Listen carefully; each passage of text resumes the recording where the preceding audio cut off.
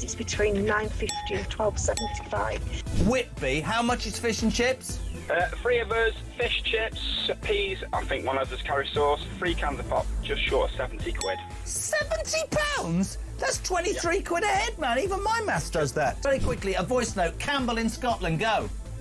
Up here in Banff in the northeast of Scotland, we can get a fillet and a half of haddock with a regular chips for £8 and 10p, and it's by far and away one of the best chippies I've ever had. Kenneth in Surrey, fish and chips, go. Fish and chips in Ascot, about half a mile from where you used to live, will cost you £12 and 60p. Great show. Keep up the good work. That's why I moved, because you were living there. When was the last time you had fish and chips? Couple of weeks ago. How much? Where'd you get it from? I think it was about 40 quid. It was in the Ivy. Honestly, you really are. For any of you who think he's a man of the people, I nearly said you're a...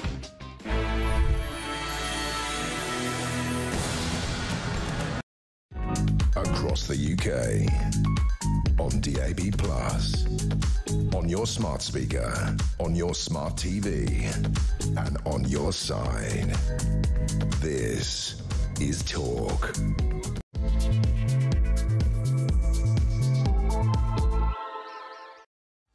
Hello, a very good morning to you just after 6 o'clock on Saturday, April the 5th. I'm David Bell. This is Weekend Breakfast. Welcome along. Now, good news, great news, as you would expect. It's International Pillow Fight Day today. That's right. It's a unique event celebrated around the world where people gather in cities to participate in friendly pillow fights. The aim, by the way, is to provide fun and stress relief whilst bringing communities together.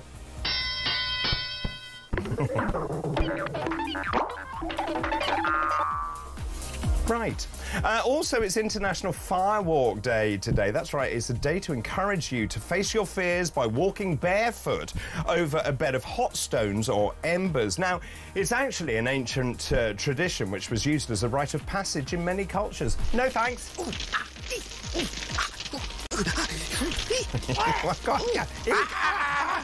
Also, it's Bell-Bottom Day today. It's a day celebrating the 1970s fashion trend. I'm far too young, obviously. Also known as flares. They're a style of trouser wider from the knees to the ankles, resembling the shape of a bell, and that's why they're called bell-bottoms. Bell-bottom trousers, coat of navy blue. She loves her sailor. Oh, very good. 1944, you've got a really eclectic record collection there, Dave. Right, let's start today's show, shall we? They are all so much in love, happy as can be.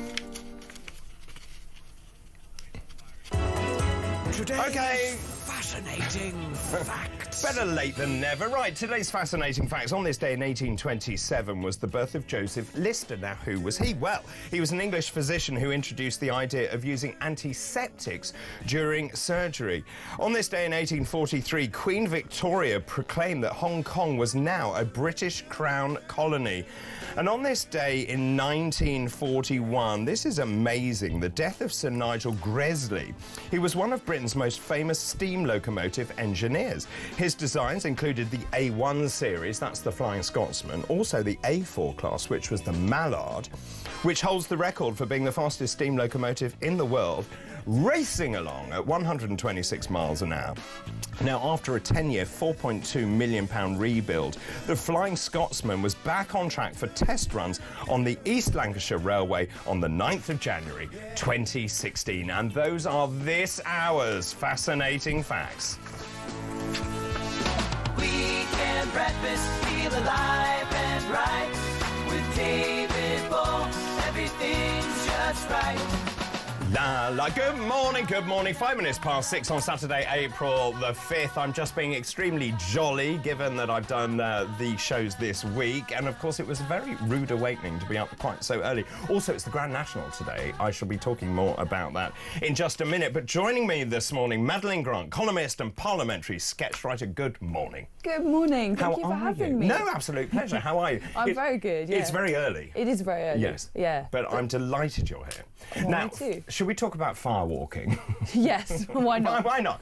So firewalking is the act of walking barefoot over a bed of hot embers or stones. It's been practiced by many people and cultures across the world. From the Iron Age India, it's a rite of passage to show your strength and courage. In religion, it's a test of faith. It's still taking place by the Sawu clan on the island of Becca. In Viti Levu in the Fijian Islands, it's also used in central Spain, San Pedro Manrique, Eastern Orthodox Christians in Greece, still going on, tribes in Polynesia. Then you've got people in Vietnam as well. Would you do it? Depends what it was for. If there was some kind of prize attached, if there was someone I really wanted to impress, maybe, you know. Right. A lover. Or God, you know. Yes. Yeah. See, religious rite of passage. Yeah, I mean, it's quite interesting, actually, and I was thinking about the laws of thermodynamics, because obviously having your skin touching hot coals is not ideal in terms of tissue damage and burning. But reading this, essentially the embers have cooled so much, and the speed at which you walk, you don't want to go too fast. Oh, really? And then the skin actually doesn't touch the surface for very long, and water has a high specific heat capacity. So the embers cool down, the temperature sinks below the flash point, so they stop burning. The worst thing you can do is to run through them. Really? Because you push your foot further down. That's fascinating, because I would have expected that the shortest possible time would be the best way to go. This is useful advice. So the people you see doing it are actually, they're not really in any pain at all. No. They've hacked it. It's mindfulness. Yes. Yes.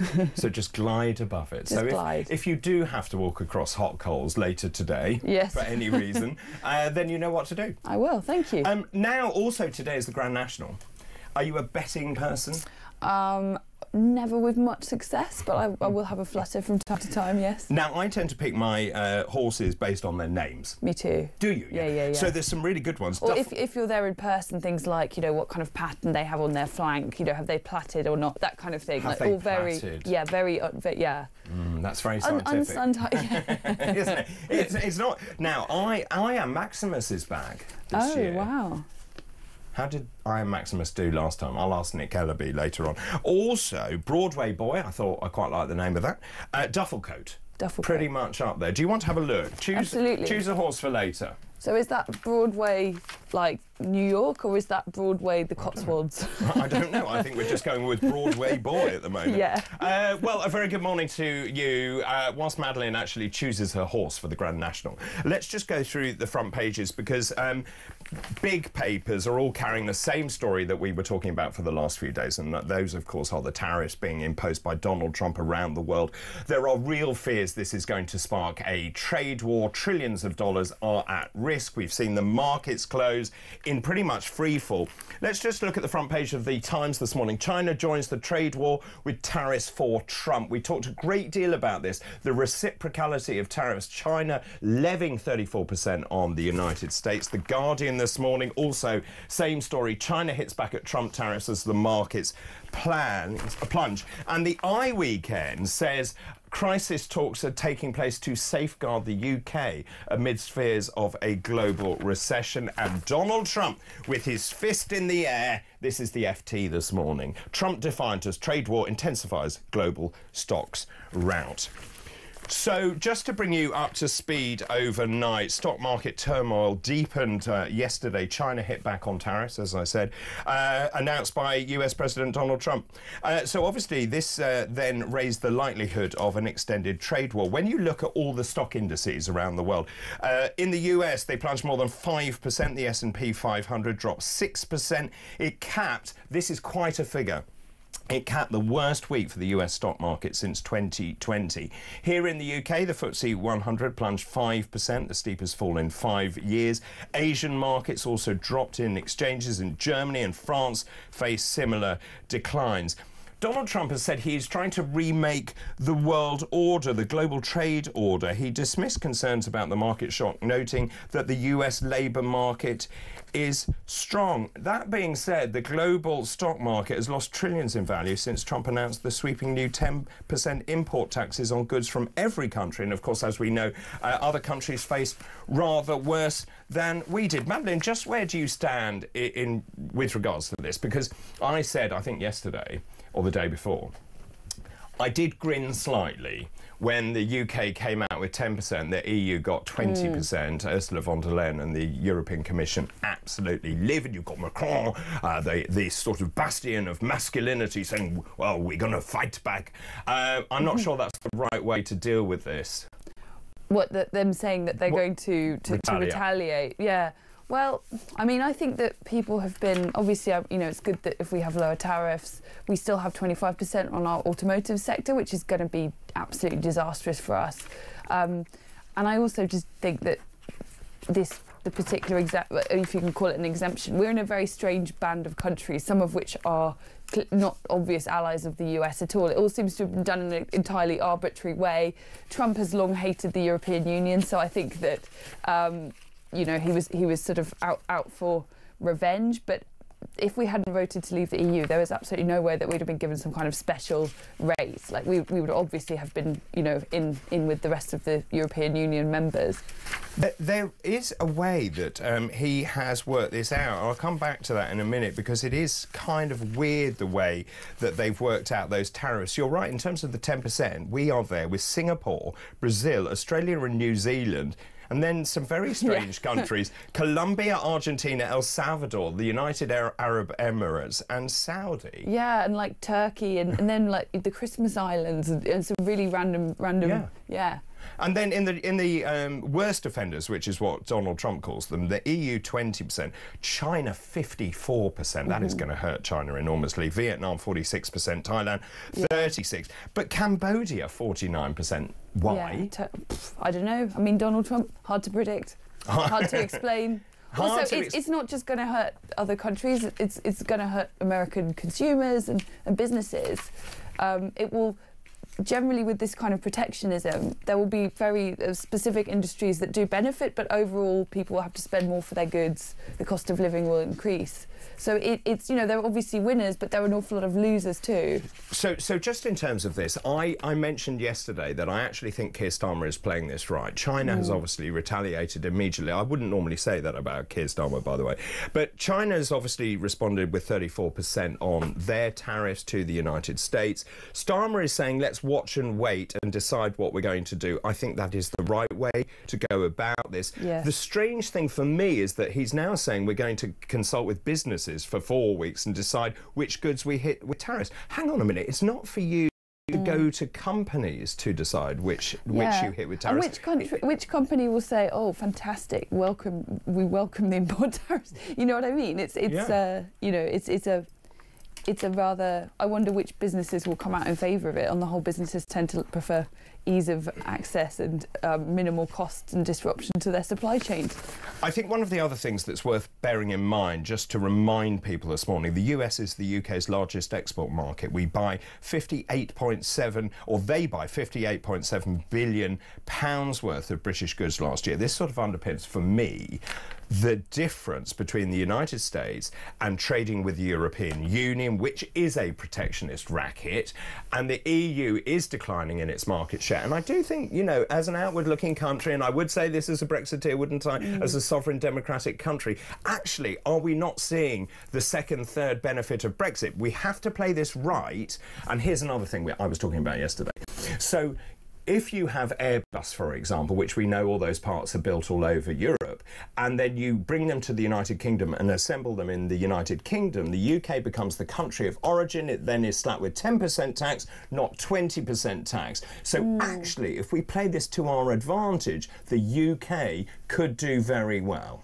I suppose so, but I just generally think back. Tariffs. No, I don't. I think you're right, but the trouble is that trying to plan eventualities based on the behaviour of Donald Trump is very hard to predict what he's going to do next. And I think anyone making like firm prognostications about how this will affect us in the long run. I agree. I mean, I voted for Brexit too, but I do believe in, you know, free trade and yes, I mean, not completely unfettered in every way, shape or form. But I don't think that. I don't think that what Trump is doing is to many people's benefit, and I'm not sure that it's ideally you would want as fewer barriers as possible. Of course, you know. But how much of this is political posturing by Trump? I mean, his view is, I'm going to make America great again, wealthy again. I'm going to make sure that we have money flowing into this country, which will happen as a result of those tariffs. He wants to rebuild particularly the automotive industry in the United States. I wonder also how this is playing domestically. I imagine those red states, middle America, will be absolutely loving this because he promised to do this. The question is actually the ramifications of this. Also, I think he's a disruptor. So he's lobbed a grenade in. He then wants to see how people respond. Yes. And then he will respond in kind. Now, China, I think, has fallen into a trap by putting 34% on. I can see why.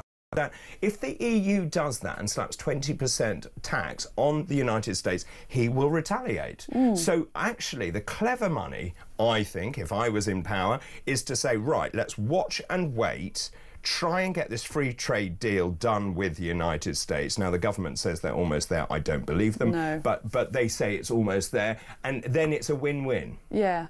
The timing of it suggests that the government is on the back foot. You know, that obviously you want to have arranged a deal before the big grenade is thrown into the mix, and no doubt that is what they were hoping to do. The fact that it hasn't come about is an error, and this is actually something that's been echoed by Crawford Falconer, was for a long time our top negotiator in the UK. And he basically said, yeah, the sequencing of this is off, and this does not bode well for our chances. I also just think, in general, when it comes to America, I mean, I love America, I love American people. I think we set way too much store. We expect way more than we usually get from the special relationship in terms of preferential treatment. Trump has often spoken in the most glowing terms about the United Kingdom, but don't forget, under Theresa May and thereafter, British Prime Ministers tried very hard to seek a trade deal with America, and nothing ever came of it.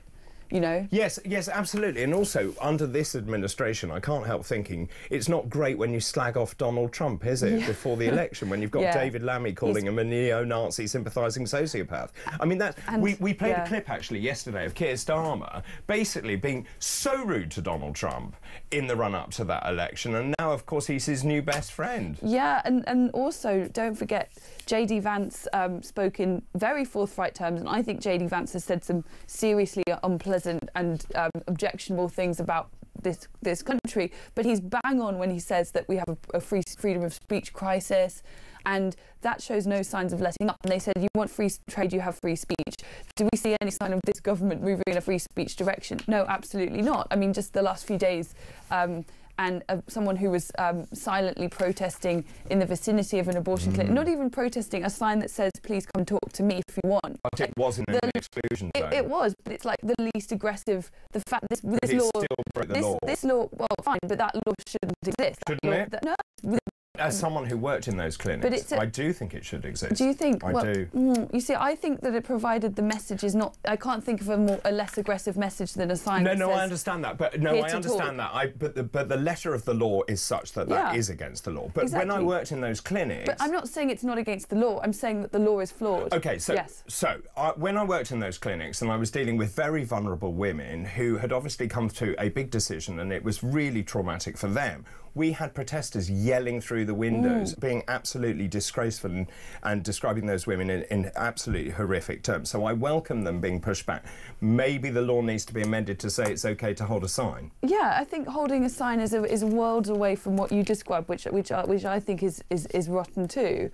But, you know, the fact is that there are every day dozens of people are being arrested for, you know, offensive tweets and social media posts. You know, we are moving in this direction. So basically, I think they have a point when they complain about the state of free speech in Britain. And I don't see Keir Starmer as the man to turn that around if that's what it takes to get a trade deal. Well, I would agree. And also, we know that there's this bill from Angela Rayner going through, isn't there, about the definition of Islamophobia, and people are very worried about what that means in terms of ramifications of free speech. I mean, I am deeply concerned about what we can and can't say in this country. Yeah.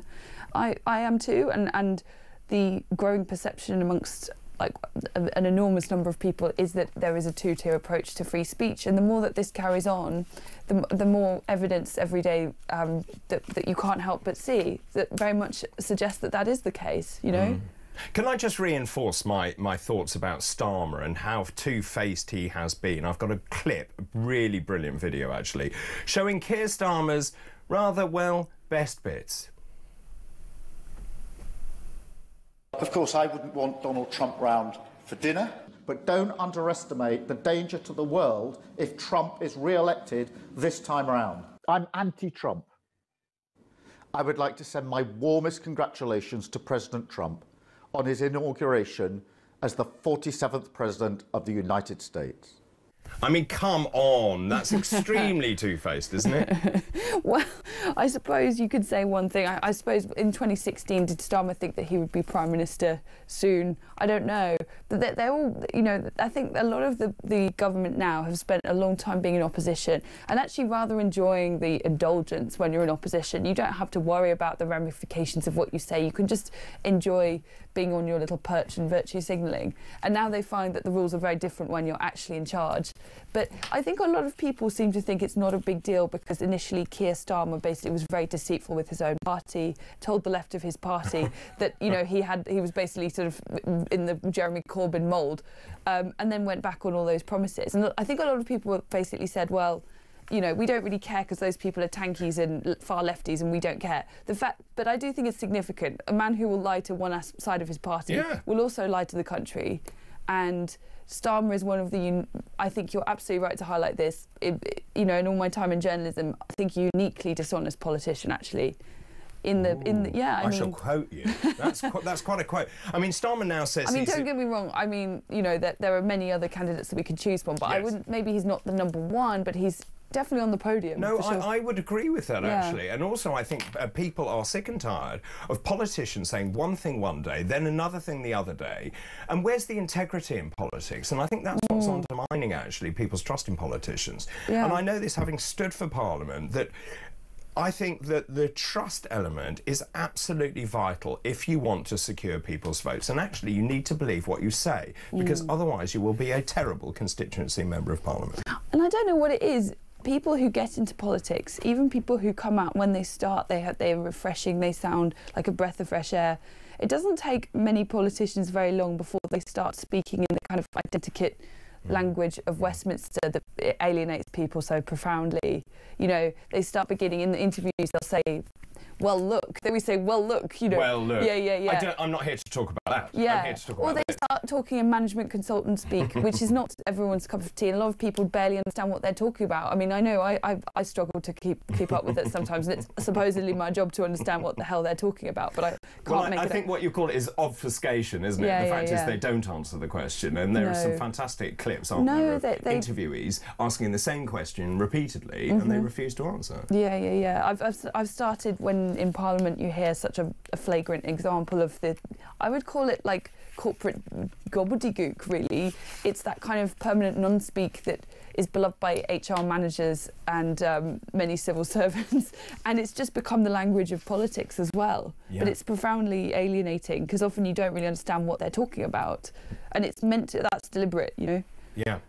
Thanks for the moment, Madeline. I want to talk about inflation, interest rates. What does it mean for the economy? What does it mean for all of us here in this country? We'll take a break, actually. Your thoughts, please, about Trump, the tariffs, the position of the United Kingdom, what we should do as a result. Do we retaliate? Do we not? Is Starmer right in his approach so far? Is he consulting? He is consulting businesses.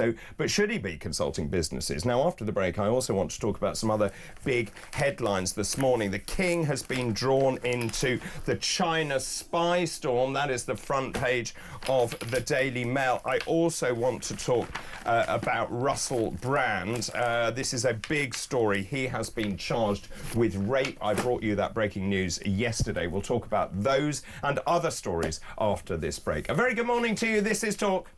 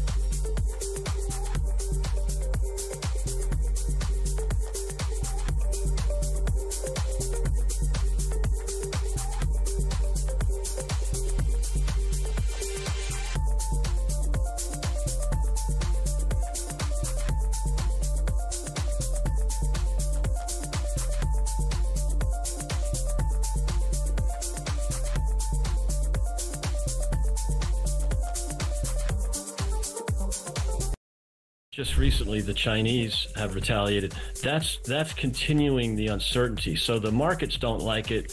Markets don't like uncertainty, and you have plenty of that from President Trump. That's one of the things I like about him. But unfortunately, the markets don't agree. And now with this threats of retaliatory tariffs, it's only making the market volatility increase. And by the way, it's a really bad idea because countries with trade surpluses always lose in a trade war.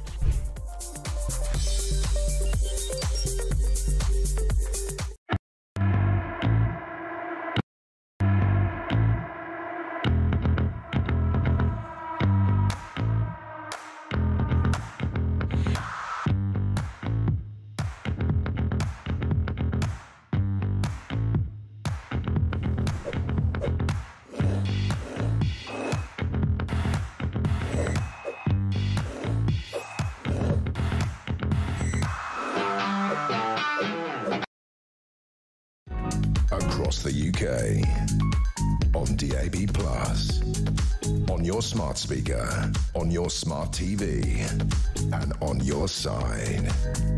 This is Talk.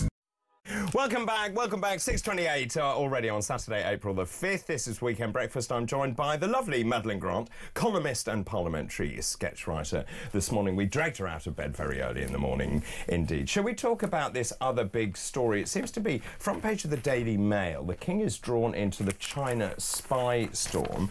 The Daily Telegraph says the King caught in Andrew spy row. I'll just tell you the detail here. I think we have to be a bit careful what we say. Apparently, this is according to the Telegraph, the King held secret meetings with the Duke of York about his plans for a Chinese investment scheme run by an alleged spy. Now, there's a witness statement provided to an immigration tribunal by a chap called Dominic Hampshire. He is a senior advisor to Prince Andrew. He claims the King was aware of an investment fund in which Yang Tembo, do you remember he's the alleged spy, was directly involved. Now, Hampshire goes on to say that he and the Duke were smuggled into Windsor Castle twice for clandestine meetings with the King. They were talking about this fund called the Eurasia Fund. The aim of this fund was to plough Chinese investment into renewable energy projects in Africa. Essentially, the idea was to talk about things that could give Andrew an income. And it never got off the ground, this particular scheme. It was linked to an entity called Eurasia Global Partners. And Yang, as we know, was banned from the United Kingdom on national security grounds, was a junior partner, owning just under a third of the company. Now, I'm finding this quite a difficult story because, sure, Andrew had a meeting with the King. The King is his brother.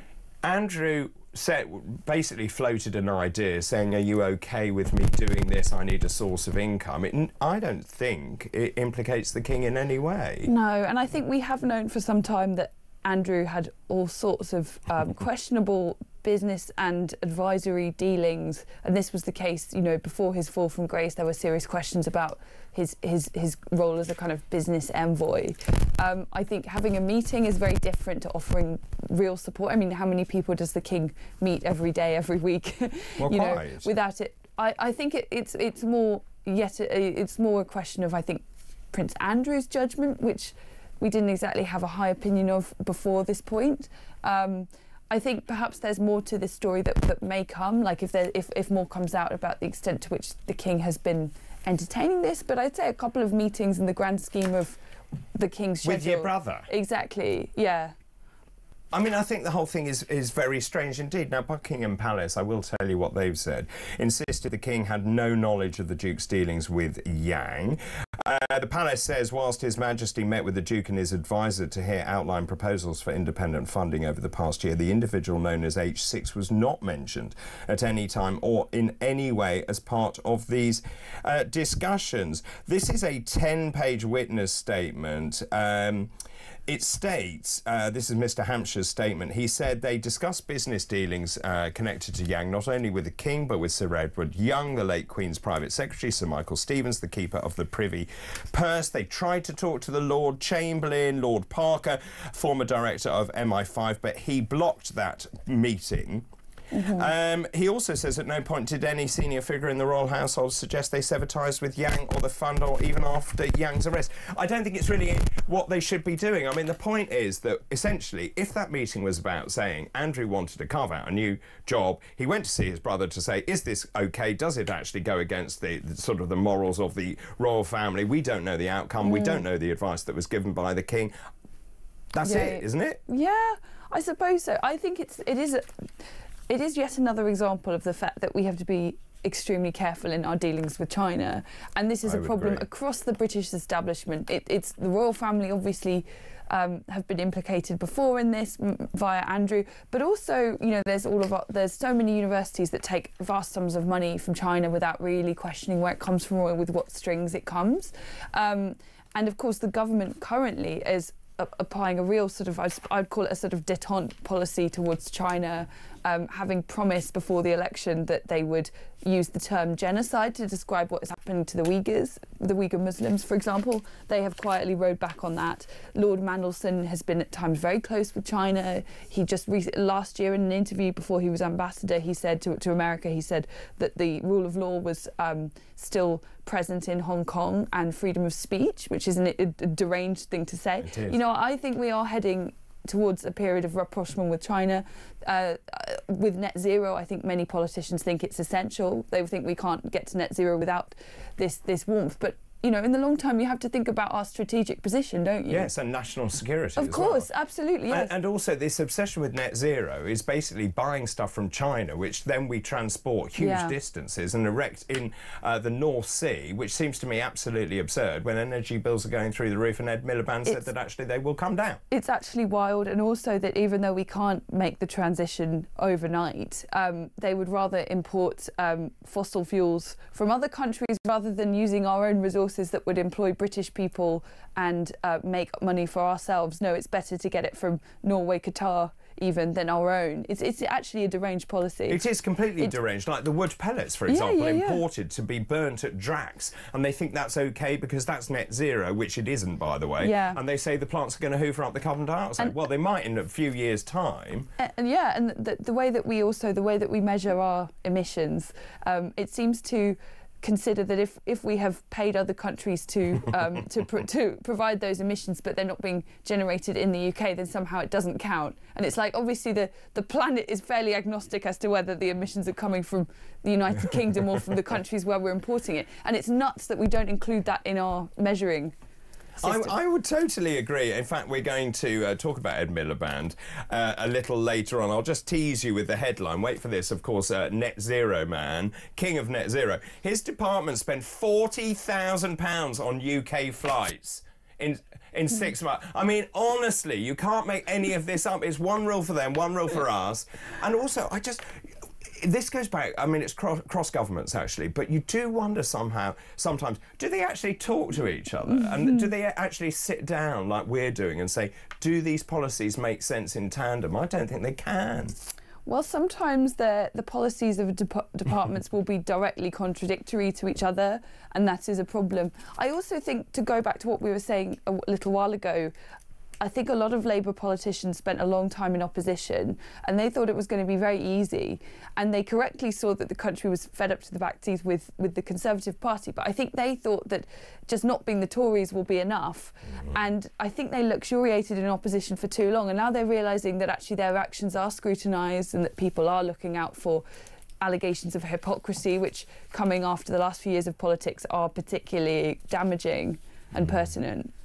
Yeah, well said, well said. Let's take a break. After the break, I'm going to talk more about Russell Brand. We're also going to be talking about this, well, what I think is a really huge story, actually, which is a school has scrapped Easter celebrations, wait for this, to respect diverse beliefs. I thought it was a Christian country, predominantly Christian country. Good morning, this is...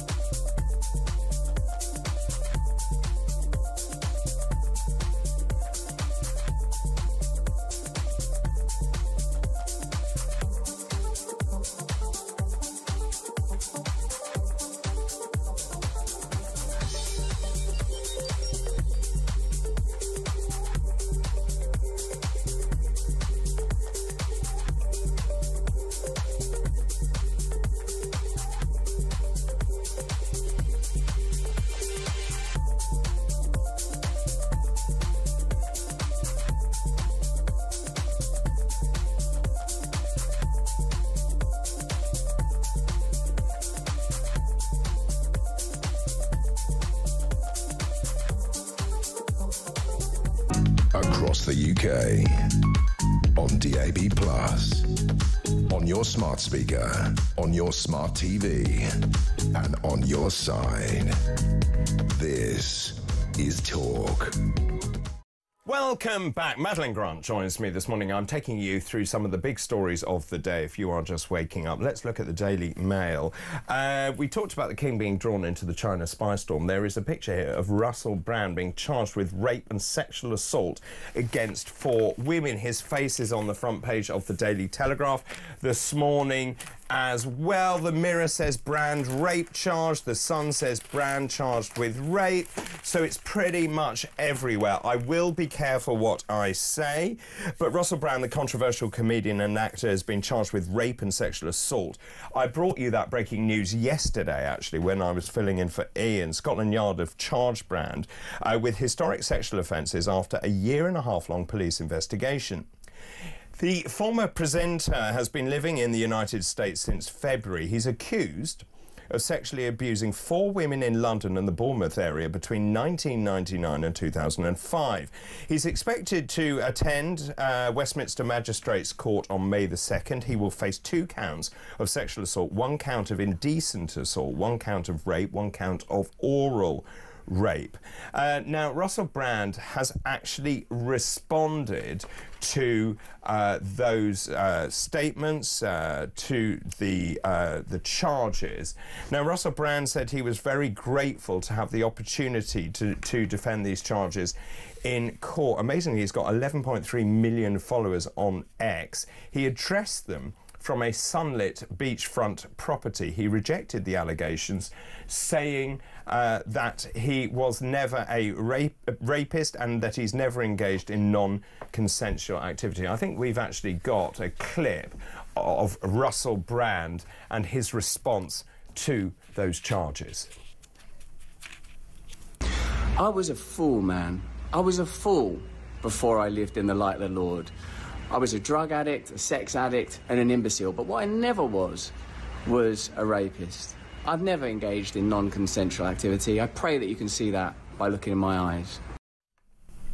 That was Russell Brand's response to those charges. He went further, stating there was so little trust in the British government, the levels of corruption are unprecedented. I'm talking specifically to you in the UK. How do you feel about your legal system right now? Some of the high-profile cases that are not being pursued and prosecuted. How do you feel that the Southport murderers were handled, the government of Keir Starmer? It's interesting, this, because obviously he's living in the United States. He could refuse to come back to this country and face the charges, and then there might be an extradition order issued, and of course that could be a very lengthy delay. We have an extradition treaty with the US. It's been in place since 2007. Very few people have been extradited over the past 18 years. When I look at the figures, the UK surrendered 135 British nationals to the US, 99 for non-violent alleged offences. In the same period, the US, however, only surrendered 11. It's interesting, Good isn't it? example of the special relationship in action right there. Yes, I think we have to be careful what we say, but yes, no, I take your point absolutely. I mean, obviously, there's lots we could talk about. If you remember the Andrew Sachs, yes. example as well with Jonathan Ross and so on. But obviously, he has been charged. I don't want to say any more about it. At this time. No. Now, this might get you very angry. It might do. So this is a head teacher, right, who has been criticised for scrapping a primary school's Easter parade and church service. 50 Christian demonstrators gathered outside Norwood Primary School, this is in Eastleigh in Hampshire, yesterday. They argued with parents over the erasure of Christianity. They were holding a banner reading, "Head teacher Stephanie Mander wants to cancel Easter. Let's cancel her." This is a really odd story. So the head teacher, Miss Mander, had sent a letter to parents and carers informing them that the Easter bonnet parade, the Easter service, had been cancelled this year. They say, oh, we can't do it by not holding specific religious celebrations. We are creating a more inclusive atmosphere that honours and respects the beliefs of all our children and their families. I'm sorry, I have a major problem with this, Madeline. Yeah, me too. I mean, it's always... we have an established church.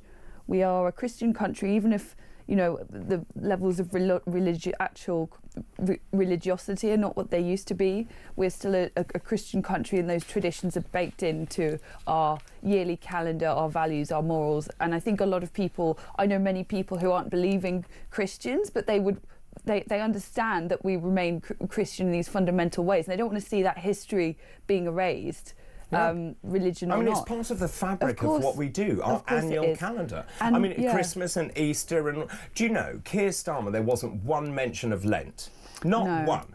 No. And Keir Starmer himself, when he does, he will put out some kind of week. I don't know if he'll do a Good Friday message. Maybe he'll do something on Easter Sunday, but it'll be bland. It'll be platitudinous. It'll be like Christians around the world are celebrating.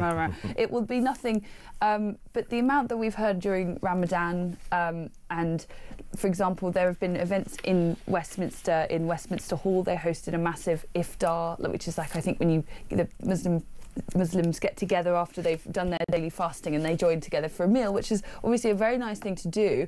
It's very rare to see that kind of that sort of celebration being brought into Westminster Hall, which is Windsor Castle. Yes, exactly, Windsor Castle too.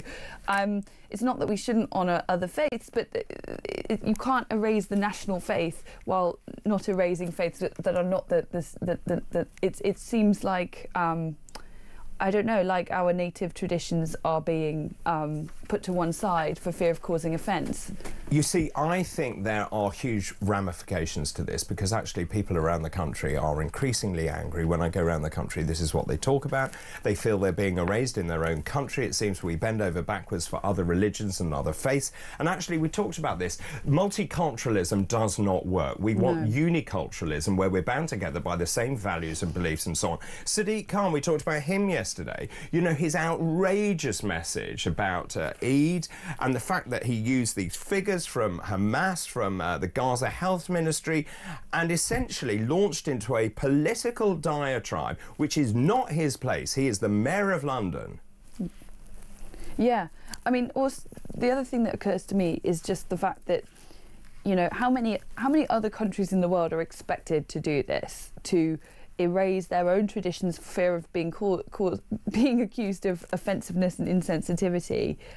When I go to another country, I'm very happy to obey the traditions of that country, and even if I don't necessarily agree with them, we just seem to have absolutely bent over backwards and not hold anything to be sacred or unique anymore. And this teacher, it's fascinating. You know, this teacher, I don't know her religious beliefs, but this is actually quite a common idea. It's often the kind of middle manager type people. They assume offence on behalf of actually people who've not even asked for it. I don't know if there is a demand from the teachers, from the parents at this school who may not be Christian, for Easter to be cancelled. I'm sure it wasn't the case. It's this hyper pathetic overreaction from people in charge who are responding to what they think people around them want. I would agree. Madeleine, thanks for the moment. Let me know your thoughts, ladies and gentlemen, please, on that. So this school has scrapped Easter celebrations to make it a more inclusive, diverse society. Your thoughts, please, 0344 499 1000. Loads of messages coming in. Good morning, David. The outrage expressed by the EU, we're talking about tariffs here, is breathtaking, though not surprising. After all, the EU imposes tariffs on everyone not in their protectionist customs union, and most countries impose tariffs on the USA. So to scream with indignation at a tit-for-tat move shows great hypocrisy. I would agree. Have a great weekend, David. Thanks, Nick Moore, one of our regulars there. Paul Barrett, thank you for this. Good morning, David. The 10% tariff is based on the balance of trade calculated by Trump's advisors, the same advisors who imposed trade tariffs on some uninhabited islands. Laughable if it wasn't ruining world trade. Let me know your thoughts on the tariffs as well, please. Also, what should we do as a country in terms of a response? Nothing? Impose more tariffs on the United States? Kickstart an even bigger global trade war? Let me know your thoughts. 0344 499 1000. Text the word talk and your message to 87222. Also, you can message us on X at talkTV. Keep all of those messages coming in. I'll actually run you through all of the front pages after this break. And I want to talk also about Ed Miliband, who's spending lots of money around the world. You can.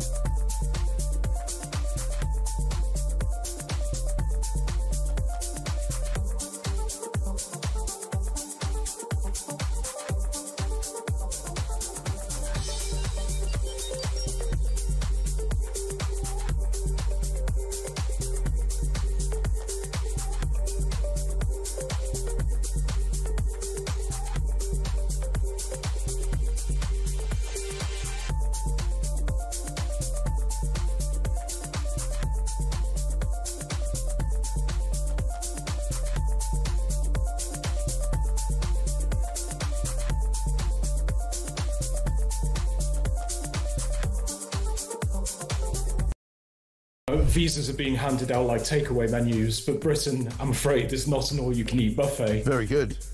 You know, we've got our own people struggling, NHS waiting lists a mile long, schools packed out, rents through the roof. But, you know, there's a massive misconception here. When British people hear the term skilled worker, people automatically think of, you know, merchant bankers, air traffic controllers, GPs, scientists. Of course, such people do make it into the UK from overseas.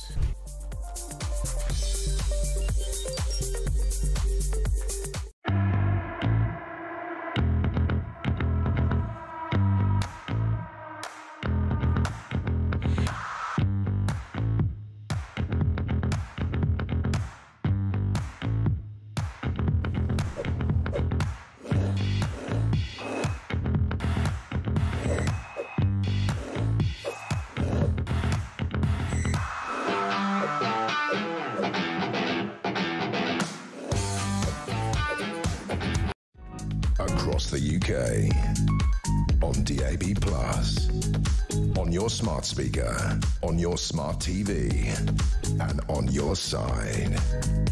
This is Talk.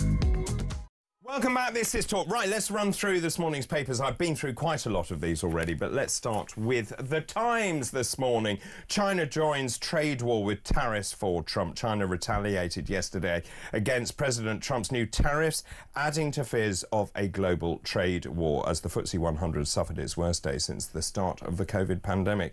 Beijing accused Trump of unilateral bullying. They also raised tariffs on all US imports by 34 percentage points. So that basically matches the tariffs that Trump has imposed on China. Having lost trillions of dollars after Trump's announcements, global stock markets continued their falls yesterday. The FTSE 100, made up of the UK's biggest listed companies, was down 4.95%, its worst one-day fall since March 2020. This is quite interesting, though. Pension funds, the oil price and even gold, usually considered a safe investment, all slumped in value as the prospect of a full-blown trade war took hold. The president actually has made it very clear he has no intention of backing down. Let's move to The Guardian now. The front page of The Guardian: China hits back at Trump tariffs as the markets plunge. China hit back hard against Donald Trump, so same story. It talks about Beijing retaliating with 34%. Almost $5 trillion has been wiped off the value of global stock markets since Trump's Rose Garden address on Wednesday evening. Now, the chair of the US Central Bank, this is Jerome Powell, has warned that the trade war would mean higher inflation and slower growth. Now, he's resisting Trump's calls to cut interest rates. That's quite interesting because yesterday I was talking about how the MPC are saying that actually what this may do for the United Kingdom is reduce inflation, and therefore we may see 3 interest rate cuts and not 2 interest rate cuts. I don't think anyone knows actually how this is going to play out. What Trump did do, though, is he responded with capital letters, which is the equivalent of shouting on social media. This is on Truth Social. In capital letters, he said China played it wrong. They panicked. The one thing they cannot afford to do. On the front page of The Guardian, also a picture of Russell Brand. The Eye weekend. Crisis talks to safeguard the UK amidst fears of a global recession. The UK and the EU have been urged to form a coalition of the willing to fight the crisis triggered by Donald Trump. Now, Keir Starmer is going to spend the weekend in talks with allies over a coordinated global response. And China, as I said earlier, has intensified fears of the global recession by slapping on those tariffs of 34%. So Keir Starmer saying he is going to join international efforts to avert a global recession and mass job losses. The Prime Minister is expected to hold a series of calls with international allies in the coming days. Also on page 6 of the Eye, it says trillions wiped off the global economy after markets tank around the world, and some great graphs just showing how all of those stock markets have plummeted as a result. Very defiant, though, front page of the FT. Trump defiant as trade war intensifies global stocks rout. Donald Trump looking more tan than ever. They also say here the risk could be greater than the Great Depression, and bullies seem impregnable until they are not. Those are the two comments on the front page of the FT. The Daily Telegraph talks about the row with the King, which we've talked about already. The King caught in Andrew spy row. Also another picture of Russell Brand. They also talk about the FTSE 100. Britain's leading share index suffered its worst day for 5 years in another brutal sell-off on financial markets after China escalated the global trade war against the US. This is quite interesting, actually. I just saw this. The Prime Minister is to rush through weaker EV targets. This actually feeds very nicely into net zero and everything we're going to talk about later on. The government is preparing to rush through changes that water down electric vehicle targets as car makers brace for the effect of Donald Trump's new tariffs. Whitehall sources confirmed yesterday the zero-emission vehicle mandate would be amended as soon as next week. I smell panic. Daily Mail front page, the King drawn into the China spy storm. That's the headline there. The Daily Express. This is a lovely story, actually. Healthy King raring to go on Italy state visit. The King is raring to go, looking forward to spending 4 days in Italy next week. Lucky thing, after his health scare, according to royal sources. They're going to arrive in Rome on Monday. That comes 10 days after the monarch was admitted to hospital with side effects from his cancer treatment. He was put under observation, and royal sources downplayed it as a minor bump in the road. But they're out and about from Monday. The Mirror, a Brand rape charge, that's the story for them. The Sun, also Brand charged with rape, that is there. Both of those papers also, by the way, carrying rather nice pictures of Gigi's, because, of course, it is the Grand National today. You can get it in the Sun, you can get a race card, tips, colours and sweet kit. Oh, I need to look at that before I place my bet. And then finally, shall we just look at the Daily Star? I always love the headline in the Daily Star. This one, Tanned National. Yeah, hot sun, sizzling Barbies, booze sales soaring and fab racing. What a weekend. It will be non-stop fun in the sun this weekend with boozy barbecues, apparently, in 22 degrees sunshine. What? And a red-hot Grand National this afternoon. Wow, 22 degrees in April. Absolutely brilliant. And then if you turn to pages 4 and 5, you can see racing revellers adding a touch of class to Aintrie's Ladies' Day. And, of course, it's one of the biggest highlights in the sporting calendar. And we'll talk more about that with Nick Ellaby a little later on. You need to look at some of the horses if you're going to have a flutter or even a gentleman's bet. Some really good names, and that's the way that I choose my horses. So there you go. Have you made a decision on who you're backing? Not yet, but I have circled a few of the sillier names. Good. I mean, this is about where my knowledge of racing begins and ends. You're not looking at form, you're not looking at the rider, you're just going on the name. You know what? I've never, ever seen a Grand National that I can remember where the person that was the horse that was the favourite ended up winning. Right. I just don't know. I think you're often better off picking something like the 5th or 6th, most likely. It never seems to be number one in my experience. Or you go for a 50 to 1, for example, so you then put a pound on, you do really well. I once actually, we always do a sweepstake at home with my family if we're all together watching it. And one year I had the bet on my phone, one of those betting, I guess it was like William Hill on the app on my phone. And I picked a horse that was like 100 to 1, but it was winning before we got to like the first or second hurdle. So I just quickly cashed out and I won 120 quid because I managed to cash out early. I didn't know you could do that. Yeah, you can do that. It was amazing. Oh, you can do that? It was very exciting. Oh, I've learned something already. Madeline, thank you for that. What great tips. Amazing, amazing. Lots more still to come. I want to talk about Ed Miliband and the amount of money he's spending on actually flying around the country. I also want to talk about Angela Rayner trying to intervene in the bin strike in Birmingham. And also Sick Note Britain. That's all still to come here on Talk. Don't go anywhere.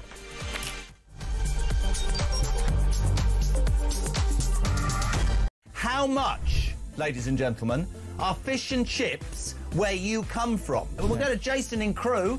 Jason from Crewe, fish, chips and peas, £7.50. It's the best chippy in England. Janice in Leeds, go. Regarding fish and chips, in Leeds it's between £9.50 and £12.75. Whitby, how much is fish and chips? Three of us, fish chips, peas, I think one of us curry sauce, 3 cans of pop, just short of 70 quid. £70? That's 23 quid a head, man. Even my maths does that. Very quickly, a voice note. Campbell in Scotland, go. Up here in Banff in the northeast of Scotland, we can get a fillet and a half of haddock with a regular chips for £8 and 10p, and it's by far and away one of the best chippies I've ever had. Kenneth in Surrey, fish and chips, go. Fish and chips in Ascot, about half a mile from where you used to live, will cost you £12.60. Great show. Keep up the good work. That's why I moved, because you were living there. When was the last time you had fish and chips? Couple of weeks ago. How much? Where'd you get it from? I think it was about 40 quid. It was in the Ivy. Honestly, you really are. For any of you who think he's a man of the people, I nearly said you're a... Keeping it real.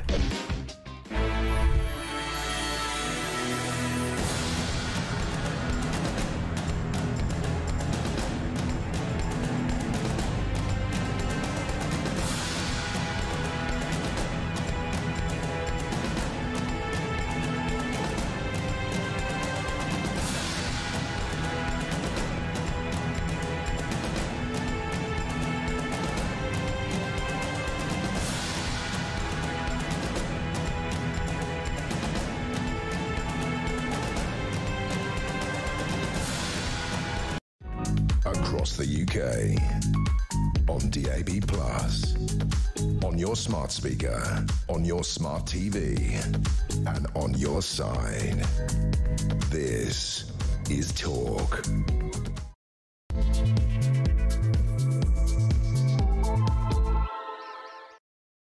Hello, a very good morning to you. Just after 7 o'clock now on Saturday, April the 5th. I'm David Bull, and this is Weekend Breakfast. Great news if you are just waking up. By the way, it's the Grand National, so have a look at the runners and riders and decide who you are going to go for. Anyway, great news. It's International Pillow Fight Day today, a unique event celebrated around the world where people gather in cities to participate in friendly pillow fights. Now, the aim of this is to provide fun and stress relief whilst bringing communities together whilst you whack each other. Well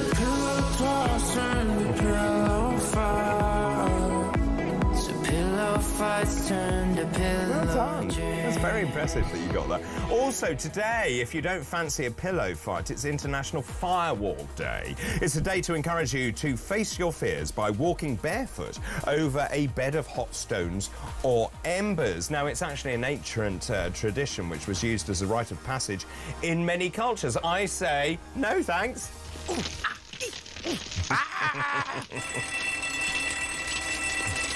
Quite right.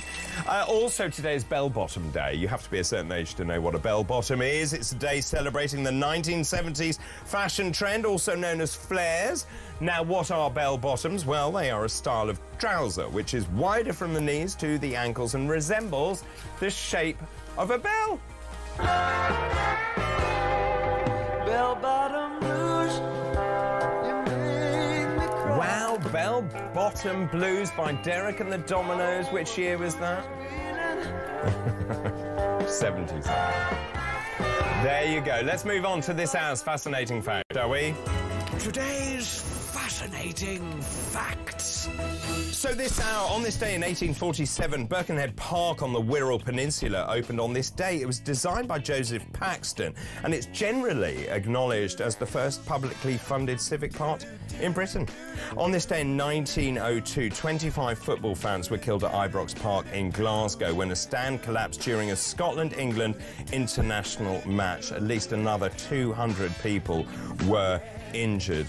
And on this day in 1955, Sir Winston Churchill, the British leader who guided Great Britain through the crisis of World War II, retired as Prime Minister aged 81, handing over to Anthony Eden. And that happened on this very day in 1955, and those were this hour's fascinating facts. Waking up to the sound of the beat, David Bull on the radio can't be beat. From 6 to 10, life feels feels complete. Certainly feels complete. Good morning, good morning. Thanks very much for your company this morning. I'm being kept company by Madeline Grant, who's wondering what on earth she's doing here and what's going on. Is that a fair summation? No, that's you've got it wrong, completely wrong. I mean, I'm wondering why I'm. Well, I suppose it's now. This is sort of waking up time for me normally, but yes.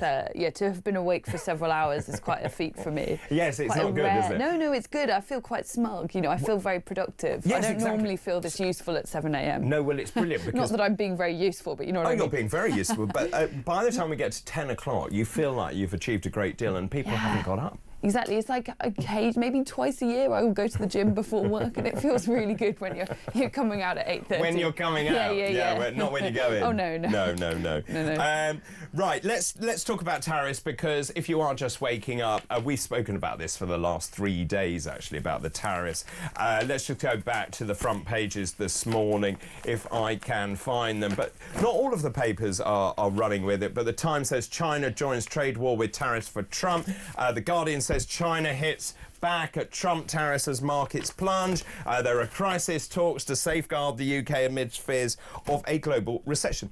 It actually depends who you talk to as to the impact on the United Kingdom. And of course, as I said, we were impacted by a 10% tariff. The EU, 20% tariff. Now, that could give us a massive competitive advantage, but it relies on us playing this properly. Now, China has responded with the 34% tariffs with imposing reciprocal tariffs of 34%. Now, Trump has said, you have played it wrong. So for Trump, this is actually, I think, a bit of a game. He is determined to make America great again, wealthy again, whatever he wants to say. His idea is that this will levy huge amounts of cash for the United States. He can then give tax cuts to people in the United States. Now, there are also lots of jobs at risk here, but also the stock markets around the world. And I watched this happening yesterday. Stock market turmoil deepened yesterday. China hit back at the tariffs, as I said. Now, all three major stock indices in the US plunged by more than 5%. The S&P 500 dropped 6%, capping the worst week for the US stock market since 2020. The FTSE 100 in the UK also dropped 5%, the steepest fall in 5 years. Asian markets also dropped. Exchanges in Germany and France also faced similar declines. Now, Donald Trump has vowed to remake global trade order. He dismissed concerns about the market shock, noting that the US labour market is strong. On social media, it's so him this, hang tough, he said on social media, we can't lose. Well, the global stock market has lost trillions in value since Trump announced all of these new tariffs. I talked about this yesterday. Macron, who posted a picture of himself sort of lounging on a sofa with his hairy chest out, says we must retaliate. Maros Sefcovic, the trade commissioner for the EU, which has been planning to retaliate, said he had a frank 2-hour exchange with US officials and wrote on social media the trade relationship needed a fresh approach. We showed a clip yesterday of Ursula von der Leyen, who said that essentially they are putting together the tariffs that they will hit the US with, and they think those will come in a matter of weeks. It's fascinating to watch what the different countries are going to do in response, isn't it? Yeah, it is. I mean, it's also kind of alarming and quite scary because, as you say, the stock markets have just been in absolute free fall. The markets have basically collapsed. So a lot of people are going to be a lot poorer because of this decision. So on the one hand, it is interesting to see what will happen. It's kind of like a strange, almost like for Trump and his team, a kind of like a game of sort of. Maybe not chess is perhaps giving it too much credit. Maybe more like the sort of battleships, like randomly kind of torpedoing this or that. And you know, so in that respect, it's interesting. But also, I mean, it's a great, extremely worrying as well. Well, so we mentioned the fact that it doesn't really make much sense. So in that 10% bracket, the UK, Singapore, Brazil, Australia, and New Zealand. Colombia, Argentina, El Salvador, the UAE and Saudi. China 54%, Vietnam 46% and Thailand 36%. Cambodia, for no apparent reason, seems to have 49%. South Africa 30%, right? No additional tariffs on Canada or Mexico. Now, I was trying to work out, how did they work out these calculations? Now, according to the FT, what it looks like is actually they did it on the back of a fag pack here, as far as I can see. They took the country's bilateral trade deficit and then divided it by the exports to the US, which seems a very blunt tool. Yeah, I mean, yeah, absolutely. And there are so many examples that don't even fit within that framework that you describe, you know, I suppose clunky as that framework is. For example, India is an extremely protectionist country, but it only got 26% tariffs, I think. And there are countries that are objectively more open than that, which have been clobbered far more. So it's curious and seems arbitrary, and seems to have been unveiled in a rather arbitrary and confusing fashion.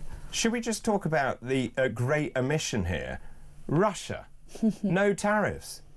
Cuba, no tariffs. Belarus, no tariffs. North Korea, no tariffs. What's that about?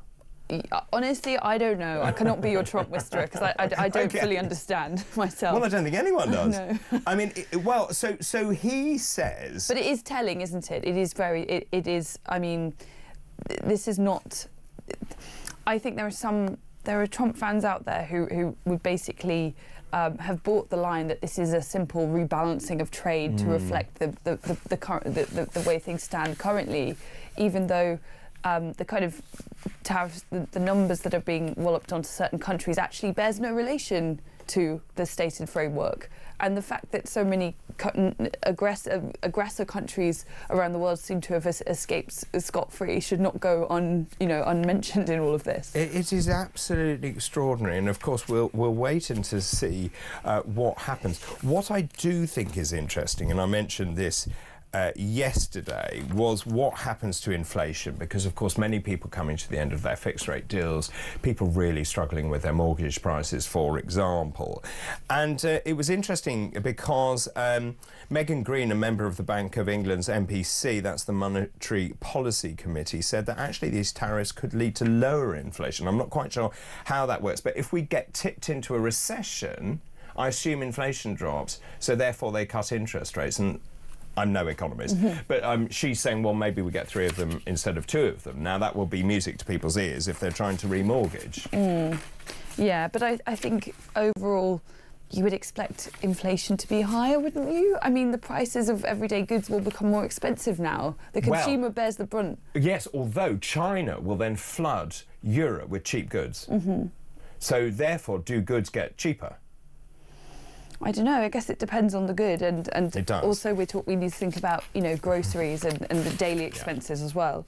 But also this shows that actually the United Kingdom has to be self-sufficient. So this goes back to a much bigger issue for me about putting solar panels over prime agricultural land, for example, which I think is absolutely nutty. Yesterday, also, Jeremy Hunt said, this is where we need to copy Singapore, and I totally agree. This, for me, could be the moment that we decide, actually, we are apart from the European Union. Let's slash tax. Let's attract inward investment into the United Kingdom. Let's actually do something different instead of cozying up with the EU. And actually, I have to say, I quite enjoyed watching all the Remainers going puce red, because there was nowhere for them to go, because there's no doubt, had we been in the EU still, we would have got 20%.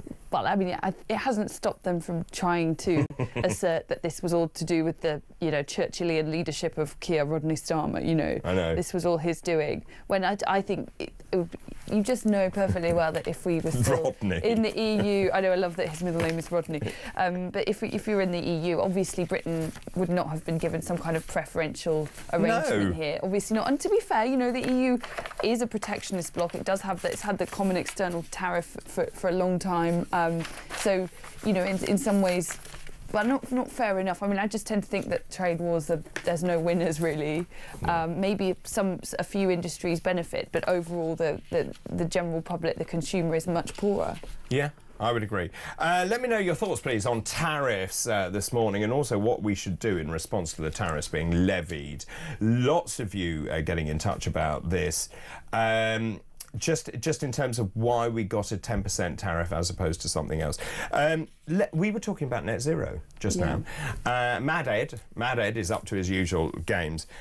This is so hypocritical. So this is Aubrey Allegretti, who is a colleague here in this building from The Times. Ed Miliband has been accused of astounding hypocrisy after his department racked up a bill for domestic flights. This is the key to this story, worth more than £40,000 during Labour's first 6 months in power. This is the Energy and Net Zero Secretary oversaw higher spending on plane travel within the UK than his Conservative predecessor did during the first half of 2024. This is going to outrage people around the country. How dare you tell us how we are going to live in Hessian underwear and we have to sort of make our own energy and that we're not actually allowed to have our heating on anymore. Meanwhile, he's in a plane. The other thing is, I agree, but I think there's the hypocrisy element, but also just the stated and revealed preferences are very different, aren't they?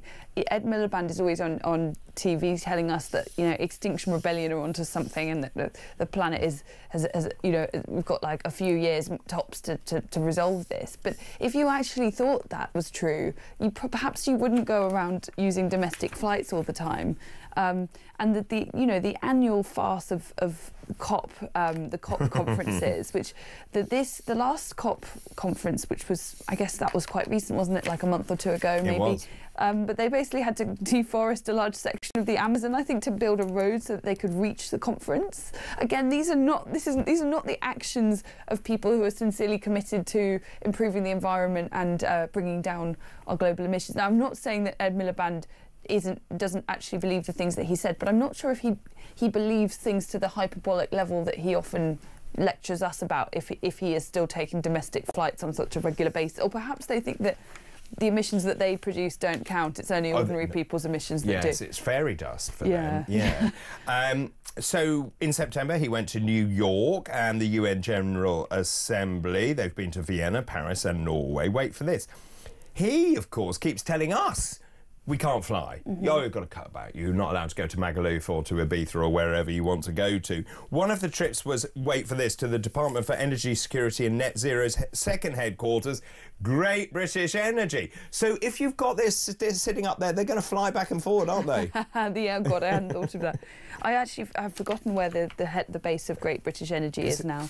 I think is it in Scotland? I think it's Scotland. Aberdeen, or yeah. I should know this. I know. I'm sure it's in Scotland, and fair enough, because they're trying to convince the people who are having their very profitable and decent, well-paid jobs in places like Aberdeen cut because of the net zero agenda. It's in Aberdeen. Yes, that's right. They're telling them now that they this will be fine because they'll invent a kind of we'll invent a Mickey Mouse GBN job for you, which will obviously pay the same and be as productive as the one that we're giving up, even as we import energy from other countries. I mean, just none of this makes any sense at all. And actually, I get the sense, I don't know what you see, but around the country, and when I go and meet people around the country, they are so angry that energy bills are going up, the energy price cap has gone up yet again. Ed Miliband promised cheaper bills, and of course we haven't seen that. We're seeing the preponderance of wind turbines, but there's no kind of 20, 30-year strategy in terms of building nuclear power stations, for example, the SMRs that we've talked about. Also, as you say, why are we importing all this stuff? We are sitting on natural gas as well. Personally, I would have fracking, I would have cheap energy, and if you have cheap energy, then businesses can run. We're seeing all these businesses closing, employer national insurance contributions, which come in on Monday. On Monday that comes in. And so all these businesses are shutting, and the government is sort of sitting there going, la, la, la. I know, and it is a huge deal. This is another important lie that was told before and during the general election campaign, that bills would be £300 a year on average cheaper, and they very quickly discarded that pledge because I think they knew all along that this was never going to happen. But they just thought, you know, people are so angry with the Conservatives that it doesn't matter what we say, we won't be held accountable for the things that we've promised in the same way, because people are just fed up to the back teeth, and obviously we're amazing, we'll do a great job. And they're now finding that in office it's actually a lot more difficult than that, and that things that you say do actually matter, and people do expect to see promises fulfilled, etc. And I think your point about nuclear is so important. I mean, I want to bring down emissions because I do think that climate change is real. I don't think it's as bad as like Greta Thunberg says, but I think we should try to bring it down. But we can't impoverish ourselves and basically lose all quality of life in the process. And I think the one route that we have to do that without bankrupting people and immiserating them is the nuclear option. But so far, all of the actions taken by Ed Miliband and co, although they said they were committed to nuclear, has been to prioritise solar and other renewable forms of energy, and ignoring, you know, we have Rolls-Royce producing small modular reactors now. It's a really exciting technology. Yes. And instead they want to be a global leader in things that we're not going to be a global leader in, you know, and make us heavily reliant on China. If we went all in on this. Did you know the last time that anyone commissioned a nuclear power station was, I think it was 1987, yes, and it was under Margaret Thatcher. It was. Isn't that insane? And also, when I was at school, I used to visit Sizewell, the Magnox power station, Sizewell A, and then, of course, the PWR opened, Sizewell B, and we've done absolutely sweet FA since then. I mean, it's a failure across the board, isn't it, in terms of investing in national infrastructure? And they need to get a grip of this and build them. And actually, the SMRs that you talk about, and I'm slightly nerdy here, but of course you can build them really quickly, relatively quickly, 10 years' time, and it's British technology. I know. And we should laud that. Although the thing is, the fracking, the reason the failure of fracking to happen is kind of an indictment of many things. It's not just a political failure, but it's also a testament to how difficult it is to build anything in Britain nowadays. One of the reasons given for not going in on fracking, there was also actually a lot of money coming from Russia in particular, funding environmental groups that lobbied hard against fracking, or contributing to their funding. I think there's been many news stories about this, but there's also you know, the local residents complained whenever it was introduced. We have a system that makes it very difficult to build things and gives a lot of weight to local objection. But the seismic activity which was measured was less than a bus going past your window. It was, but it was described as earthquakes, and there was a lot of quite hyperbolic language used. And naturally, local residents, I think many people were told that it would be worse than in fact it was. You know, it's like, as you say, a passing bus or something. But as a result, we don't have a fracking industry, and look what America has managed to achieve with its exploiting its domestic resource. I mean, I'm not saying that we would have had the kind of profitability that America has had. We don't know exactly how much is even down there, but the fact that we will never know because we never even tried. Well, and then we put concrete caps on them all and said, right, you can't have them in perpetuity. I mean, the whole thing is absolutely... It's very depressing. It's very depressing. Lots of messages. David and Madeline, good morning to you both. This is Joe Moore. Good morning. Oh, Nick's wife. As in Nick Moore, who messaged earlier. David and Madeline, good morning to you both. I don't believe Miliband believes a word of his own rhetoric. He's a failed leader who will never forgive the Brits for his election failure, and he's determined, in capital letters, to leave a painful legacy. Good morning, Dr. David. This is Nerfatari. About tariffs, we shouldn't do anything to retaliate. We charge America 10% on imports. They charge us 10%. It's even, it's fair, don't rock the boat. 10% is Donald's baseline. Yay for Brexit. I love your shows. Thank you for that. And Peter says, good morning, David. Ed Minibrain, that's a good one. Ed Minibrain is not just a waste of space, he's an expensive waste of space.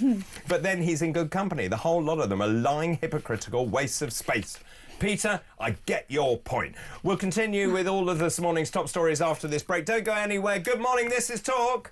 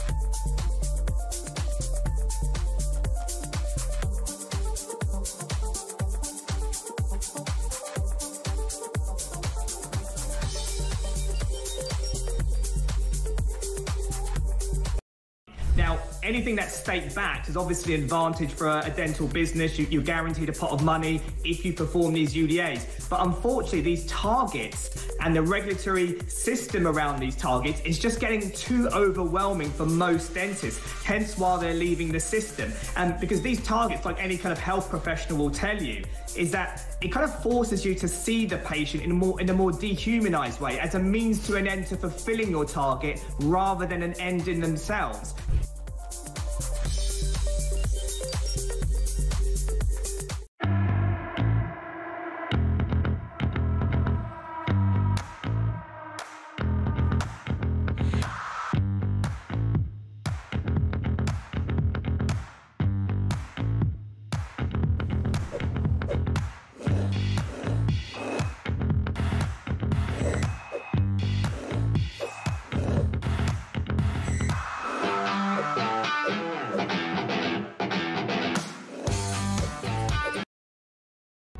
Across the UK, on DAB+, on your smart speaker, on your smart TV, and on your side.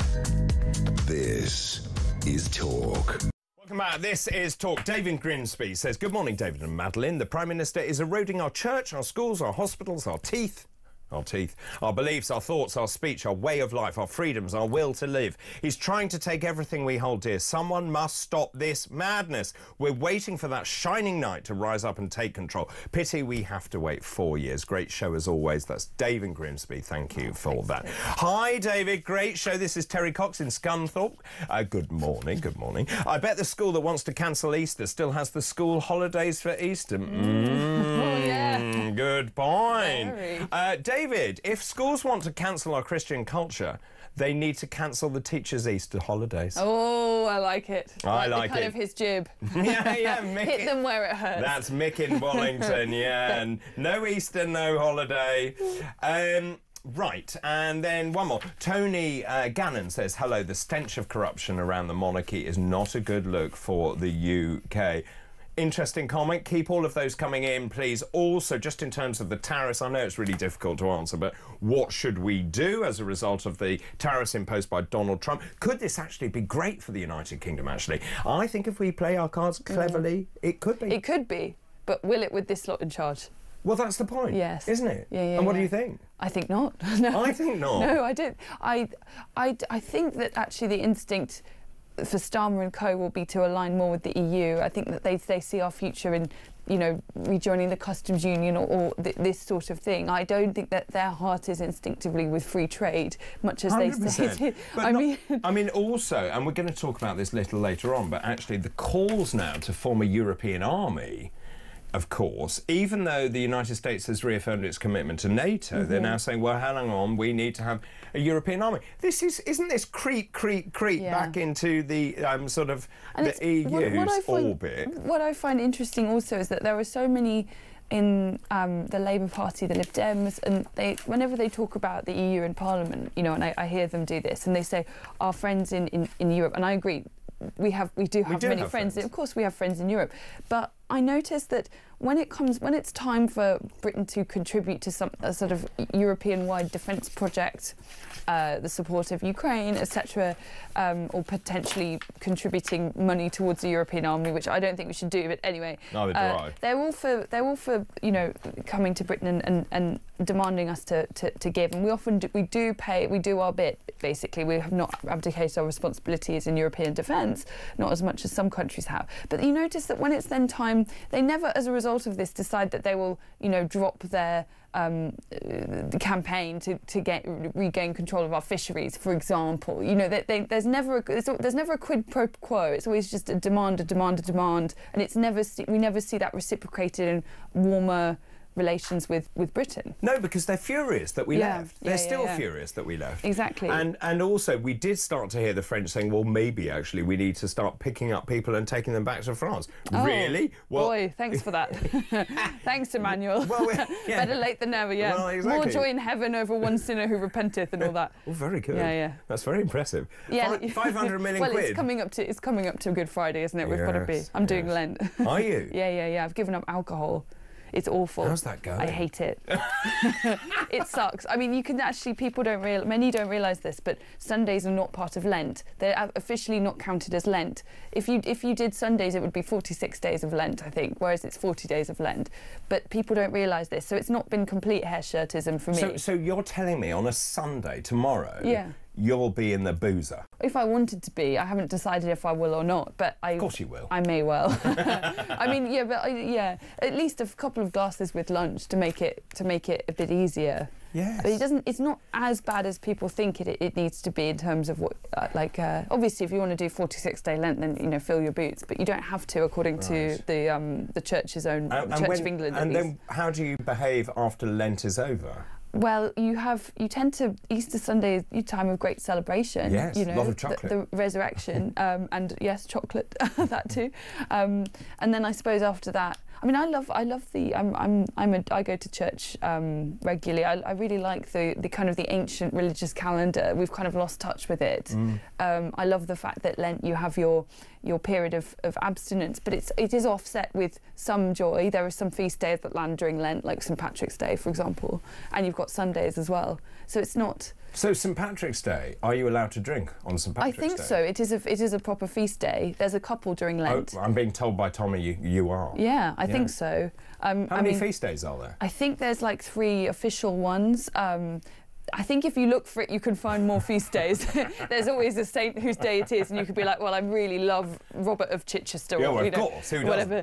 But I think there's 3 kind of main ones if you're not taking the mickey. How interesting. And so do you find that quite cathartic if you go through Lent and you do fast, that actually it makes you think about life in a different way? Well, I have to say, I've never given up something that meant as much to me as alcohol. I mean, there are not many things that do, but previous years I've given up things like, I love cheese. I've given up cheese before, but it doesn't affect your social life in the same way. Not at all. And I've been to a lot of events, like I went to a friend's birthday party last night, where obviously you would normally have a drink, and I didn't drink anything, so you're very aware of giving up booze. So this is probably the first time I've really committed to it. And isn't it interesting, actually, how much of our social lives are based around booze? And we see that in Northern European countries. You know, we're very similar to Scandinavia, for example. You can still have a good time. I will say that. It's not awful. However, of course you can. However, there is a certain level of joy that I can only access with booze, and I miss that feeling. You know, after 3 drinks and you get a bit silly and you start having jokes, and it's... I don't know what you're talking about. I think you do. I think I might. And of course, please do drink responsibly, I have to say that.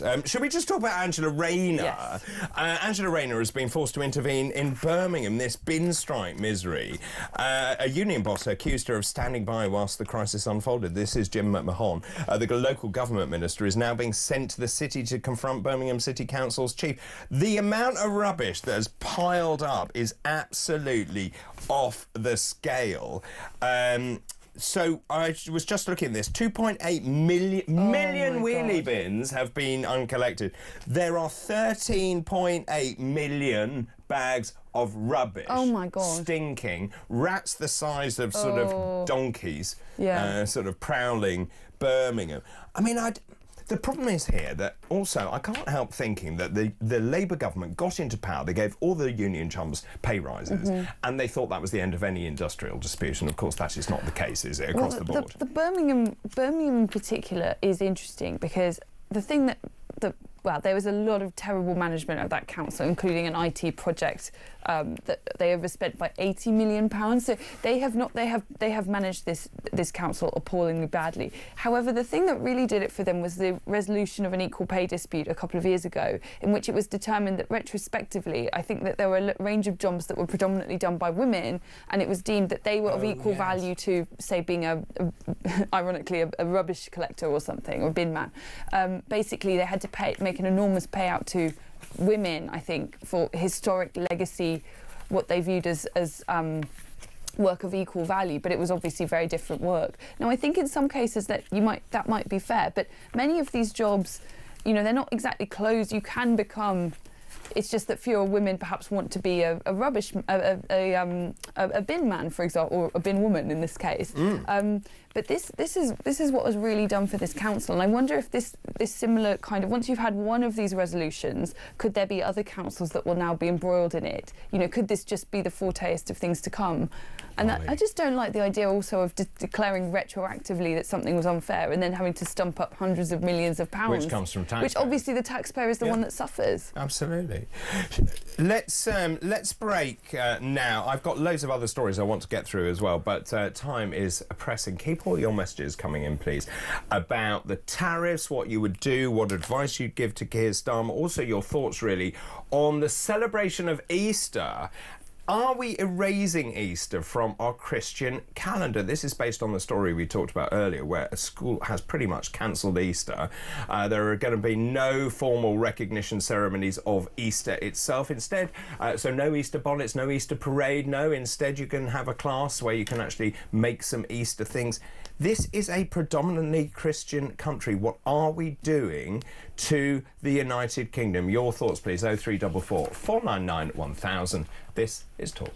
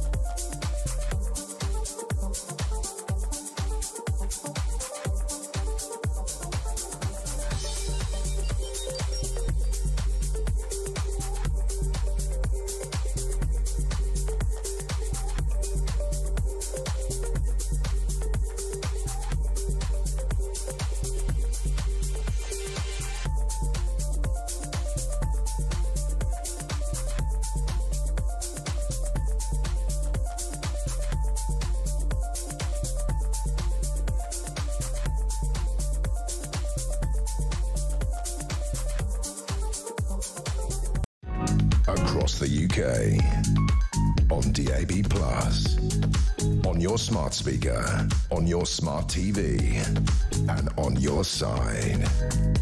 This is Talk.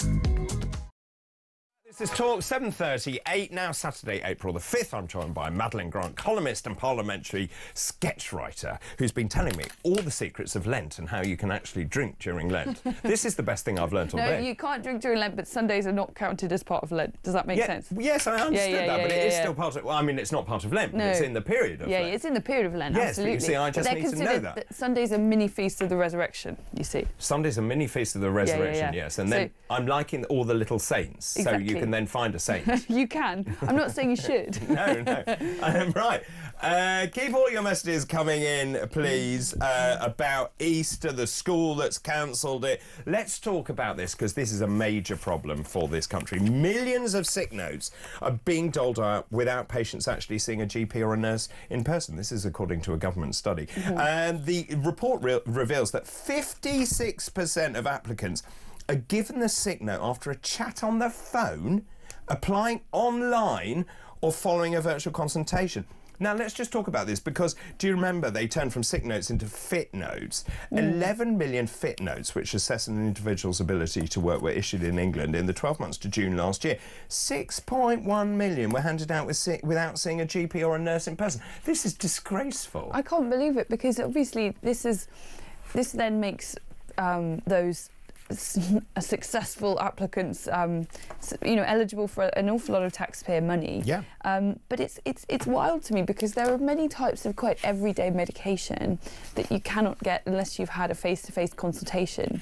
So there are certain forms of medication that the doctor insists on seeing you face-to-face, but not for something as huge as whether you're going to be exempted from work for a considerable length of time with all the associated spending. And don't get me wrong, there are many people that absolutely cannot work and do deserve this, but I think it's quite basic level stuff that you would expect that they would at least be seen in person by a doctor. It wouldn't just be a kind of rubber stamping exercise.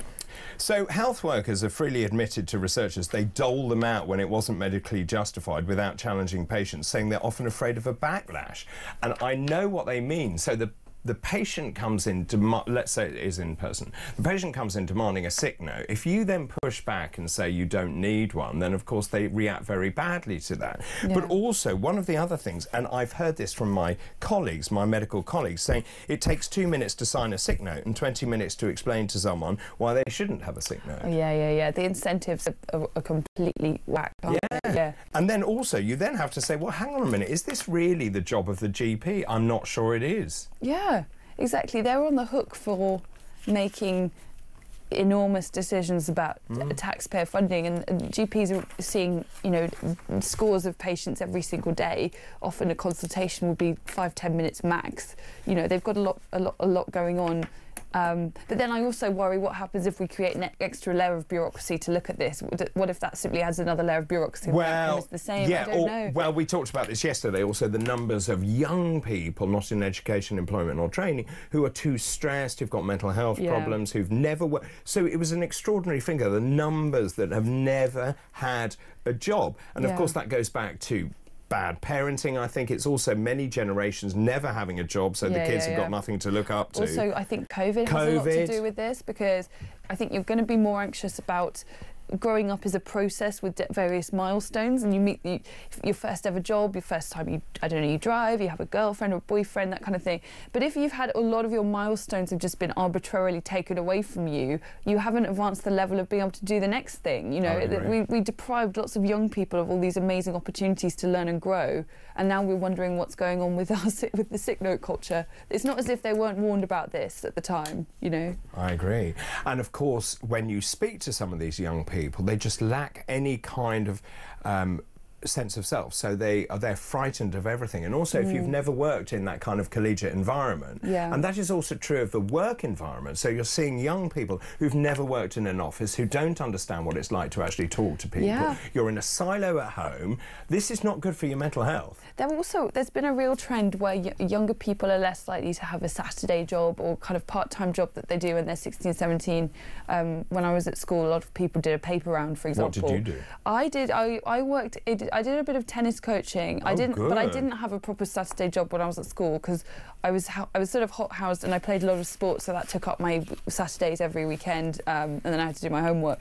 But I think it would have been good for me to have done that, because I remember getting my first job as a student when I was waitressing in the summer holidays and feeling quite unprepared and actually finding it really difficult. But then you do it for a bit and you have to turn up early and be on time and be presentable, and you learn a lot from those jobs, even if they're quite 100%. Difficult at the time. And I said this yesterday, you know, I had all sorts of crazy jobs, from working in a cinema. I was a projectionist, I hoovered the astroturf grass.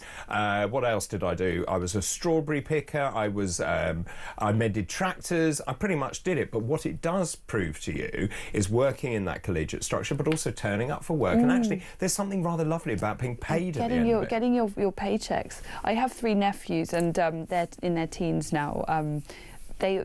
Well, the youngest one is too young to have a job, but the oldest 2 are working in pubs. I think one of them is washing dishes and the other is a waiter. But it's amazing what it's done to their confidence. And I'm really, really proud of them. And to have a bit of money that you've earned, because I didn't earn any money until I was a student, really. A bit of pin money from tennis stuff, but it's a wonderful. It's actually been amazing to see what it's done for my nephew. I've just thought of another job I used to do: restringing tennis rackets. Did you? I did. I had a little machine. That's quite a fiddly job. Oh, very fiddly. Yeah. Yes, I was quite good actually. Well done. I must tell you a little secret. So I restrung Norman Lamont's tennis racket. Did you? Yeah, that's my claim to fame. I know. Did you work at his tennis club? No. So it was a tennis tournament in Framlingham in Suffolk, and Norman Lamont had broken his racket, and I think he was playing, or his son was playing. And anyway, I restrung it. Wow. Yeah. Good for you. I should have kept the cheque. Yeah, shouldn't I? Yeah. And framed it. Anyway, there we are. Right, very quickly, let's do this one as well.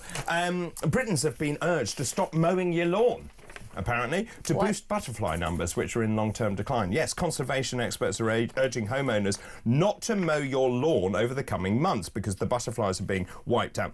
51 of the UK's 59 butterfly species showing a decline in numbers compared with 2023. This is because of human activity, the use of pesticides and climate change. So they've been monitoring this since 1976. This is the second worst year, apparently, and we are destroying some of these rather wonderful butterflies.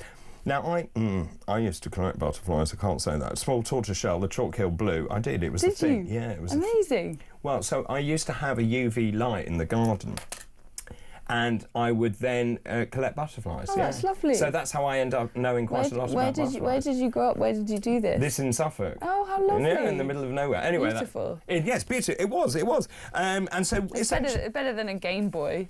Well, that didn't exist in my day. We didn't have mobile phones. We didn't have anything. Thank goodness we didn't have mobile phones, actually. So 22 species showing significant declines. The small tortoiseshell also, as I said, the chalk-hill blue, the small copper as well. Now, wait for this. They are saying we can't cut our grass between April and September. How tall's your grass? No, I know. Yeah. But I quite like the idea of that. Yeah, me too. Yeah.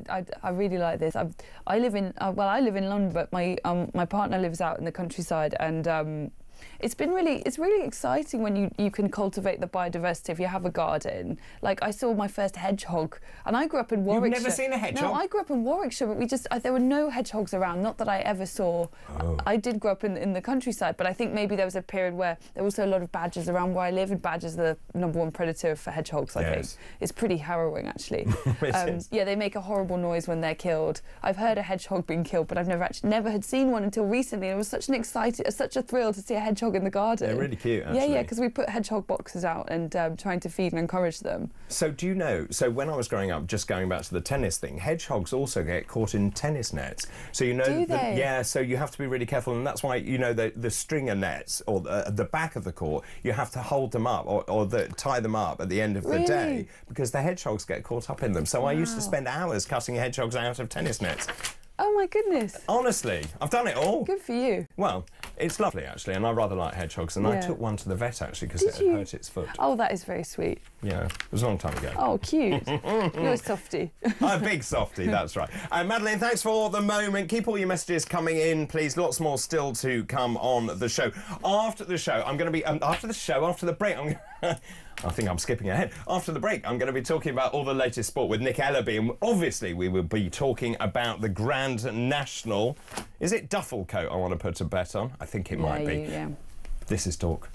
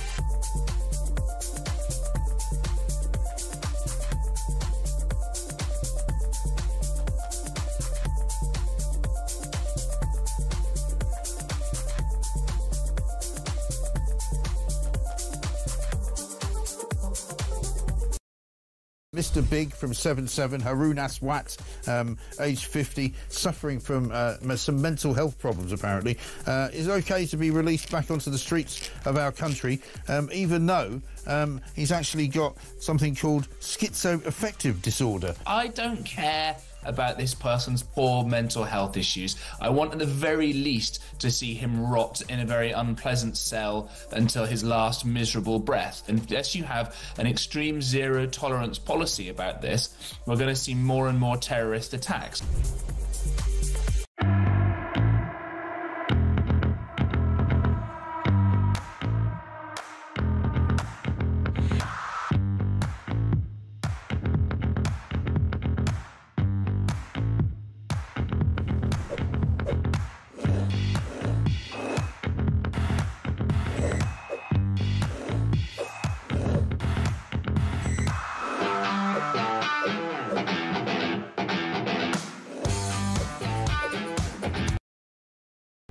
Across the UK, on DAB+, on your smart speaker, on your smart TV, and on your side. This is Talk. Welcome back. Saturday is Grand National Day, so that means that Nick Ellaby, our TalkSport reporter, joins us this morning. Good morning, Nick. Morning, David. Are you excited? Yeah, I mean, listen, I'm always excited. This is a huge race. It's the biggest steeplechase of them all. 177th Grand National this year.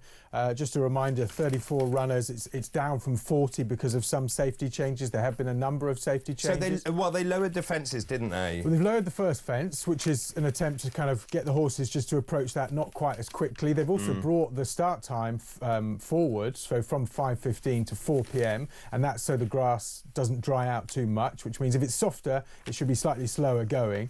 The problem with that... Does that make such a difference? It makes a little bit of a difference. I mean, so one horse was put down last year, and campaigners have a problem with the numbers of horses that are being killed. But, you know, people who are on sort of in the industry would say that these animals have a fantastic life and they can see that they do enjoy what they're doing. There's going to be £150 million wagered today on this race. I've just been having a look at the runners and riders. Yes. But yeah, as I say, 4 p.m. start. It's live on TalkSport.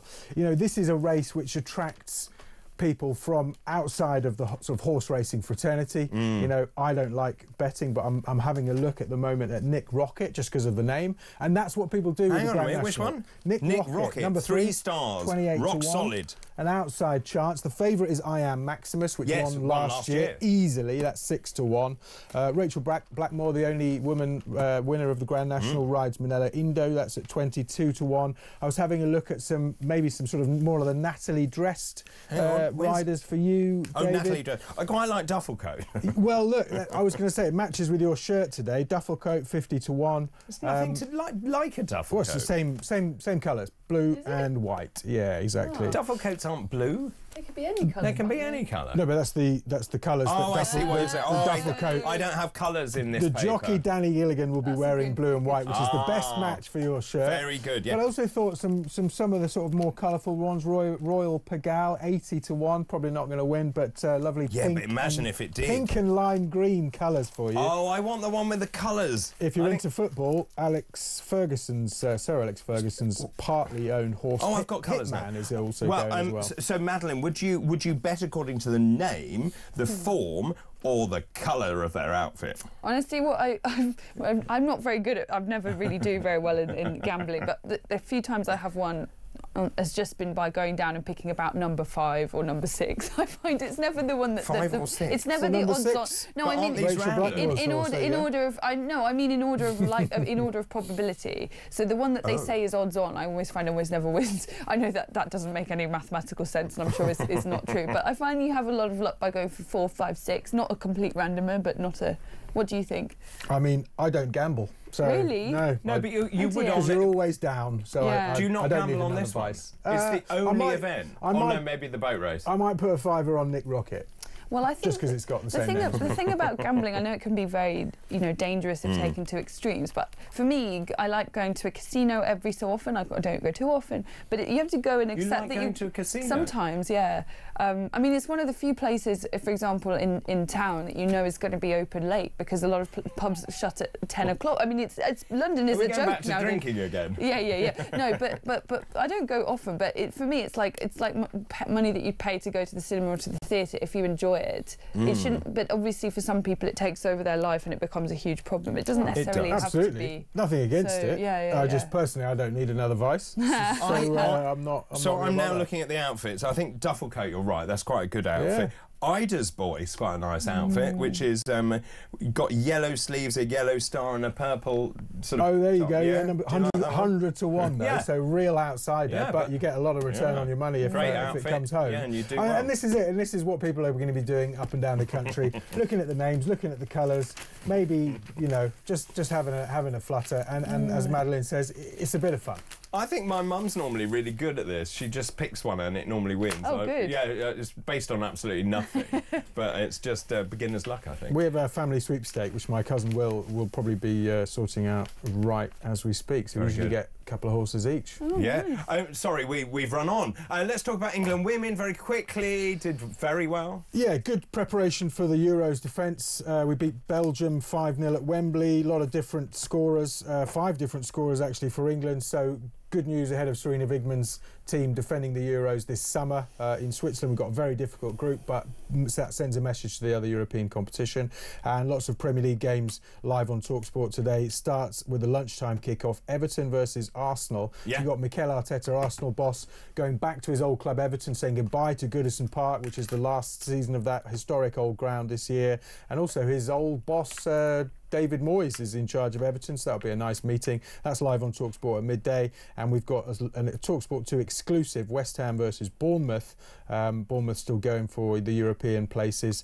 And your team, Ipswich, yes, trying to stay in the division. They play against Wolves today. If they win, then of course they're going to win. Survival is still possible mathematically, but it looks like they're going down along with Leicester and Southampton. Boo. Nick, thank you very much. Very good to see you. Keep all your messages coming in this morning on everything that we're talking about, whether it's the tariffs, the eradication of Easter. Lots of you getting in touch. Why won't the people take care of Birmingham and take their own rubbish to the council too? Because they can't get in is the answer to that, because it's been blockaded as far as I understand. So that's why there is so much rubbish everywhere. Hi, David. Great show. This is Alan Taylor. The Labour leader, Starmer, has said in relation to Trump's tariffs he will do what is best for the British people. That will be the first time he's thought about this country. I can't think of anything positive he's done since he lied his way into power. Dr. David, teachers will just say, well, it isn't Easter holidays. No, it's half-term or it's end-of-term holidays, the removal of anything religious from common parlance. Good morning, David and Madeline. You asked David, what are we doing to this country? We are giving it up. In a word, this is surrender. That's Angry Brian in Worthing. Oh, I agree with Angry Brian. In Worthing. In Worthing. I do think the thing people can do if they are worried about like our Christian heritage coming under attack is, go to church. You can, that's a way to show support. It can be beautiful to go, even if you don't know if you're a believer or not. It can still be a beautiful way to connect with our roots and our history. And if you don't use it, you lose it. Well, exactly. And it's, it's often an ever-dwindling number of people that are managing these churches and keeping it afloat, and we've got to keep that alive, as you say. Yeah. Well, Madeline, it's been such a pleasure. Thank you very for having much. me. Well, it's been great fun, so thank you, and do come again if it's not too early in the morning for you. Yeah, I'd love to. Yeah, and come when it's not Lent. Madeline Grant there, thank you very much indeed, columnist and parliamentary sketch writer. We have to go to a break now. Now, after the break, I'm going to be popping across to the United States to talk to Caroline Faraday. Also, it's our head-to-head today. Charlie Downs and Rory Boyle will join us. This is Talk.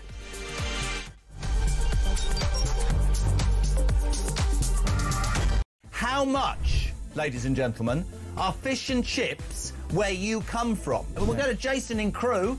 Jason from Crewe, fish, chips and peas, £7.50.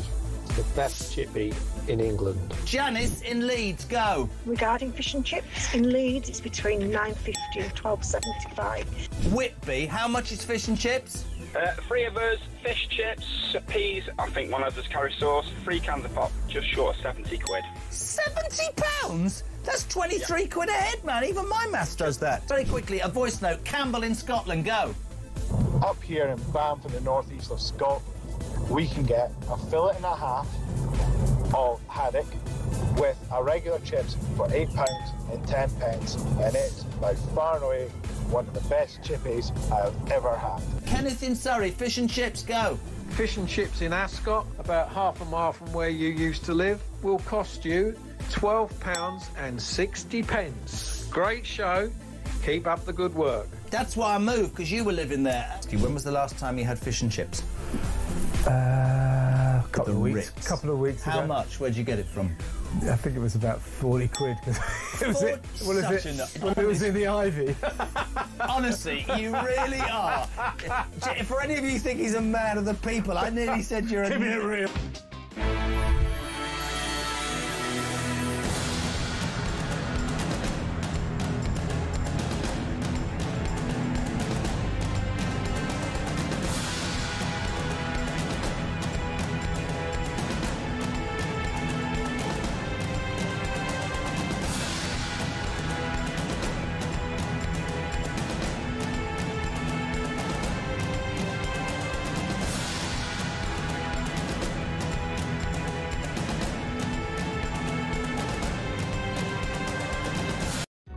Across the UK, on DAB+, on your smart speaker, on your smart TV, and on your side. This is Talk.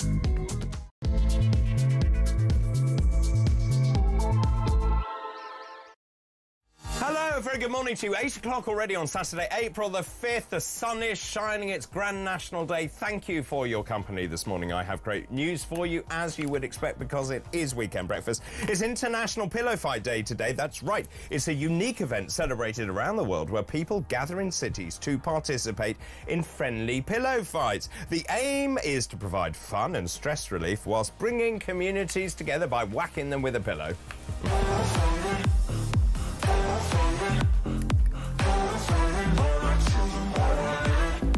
Well, there we are, Justin Milo and pillow fighting, I'm being told. Also today, it's International Firewalk Day, a day to encourage you to face your fears by walking barefoot over a bed of hot stones or embers. It's actually an ancient tradition which was used as a rite of passage in many cultures. I will pass on that one.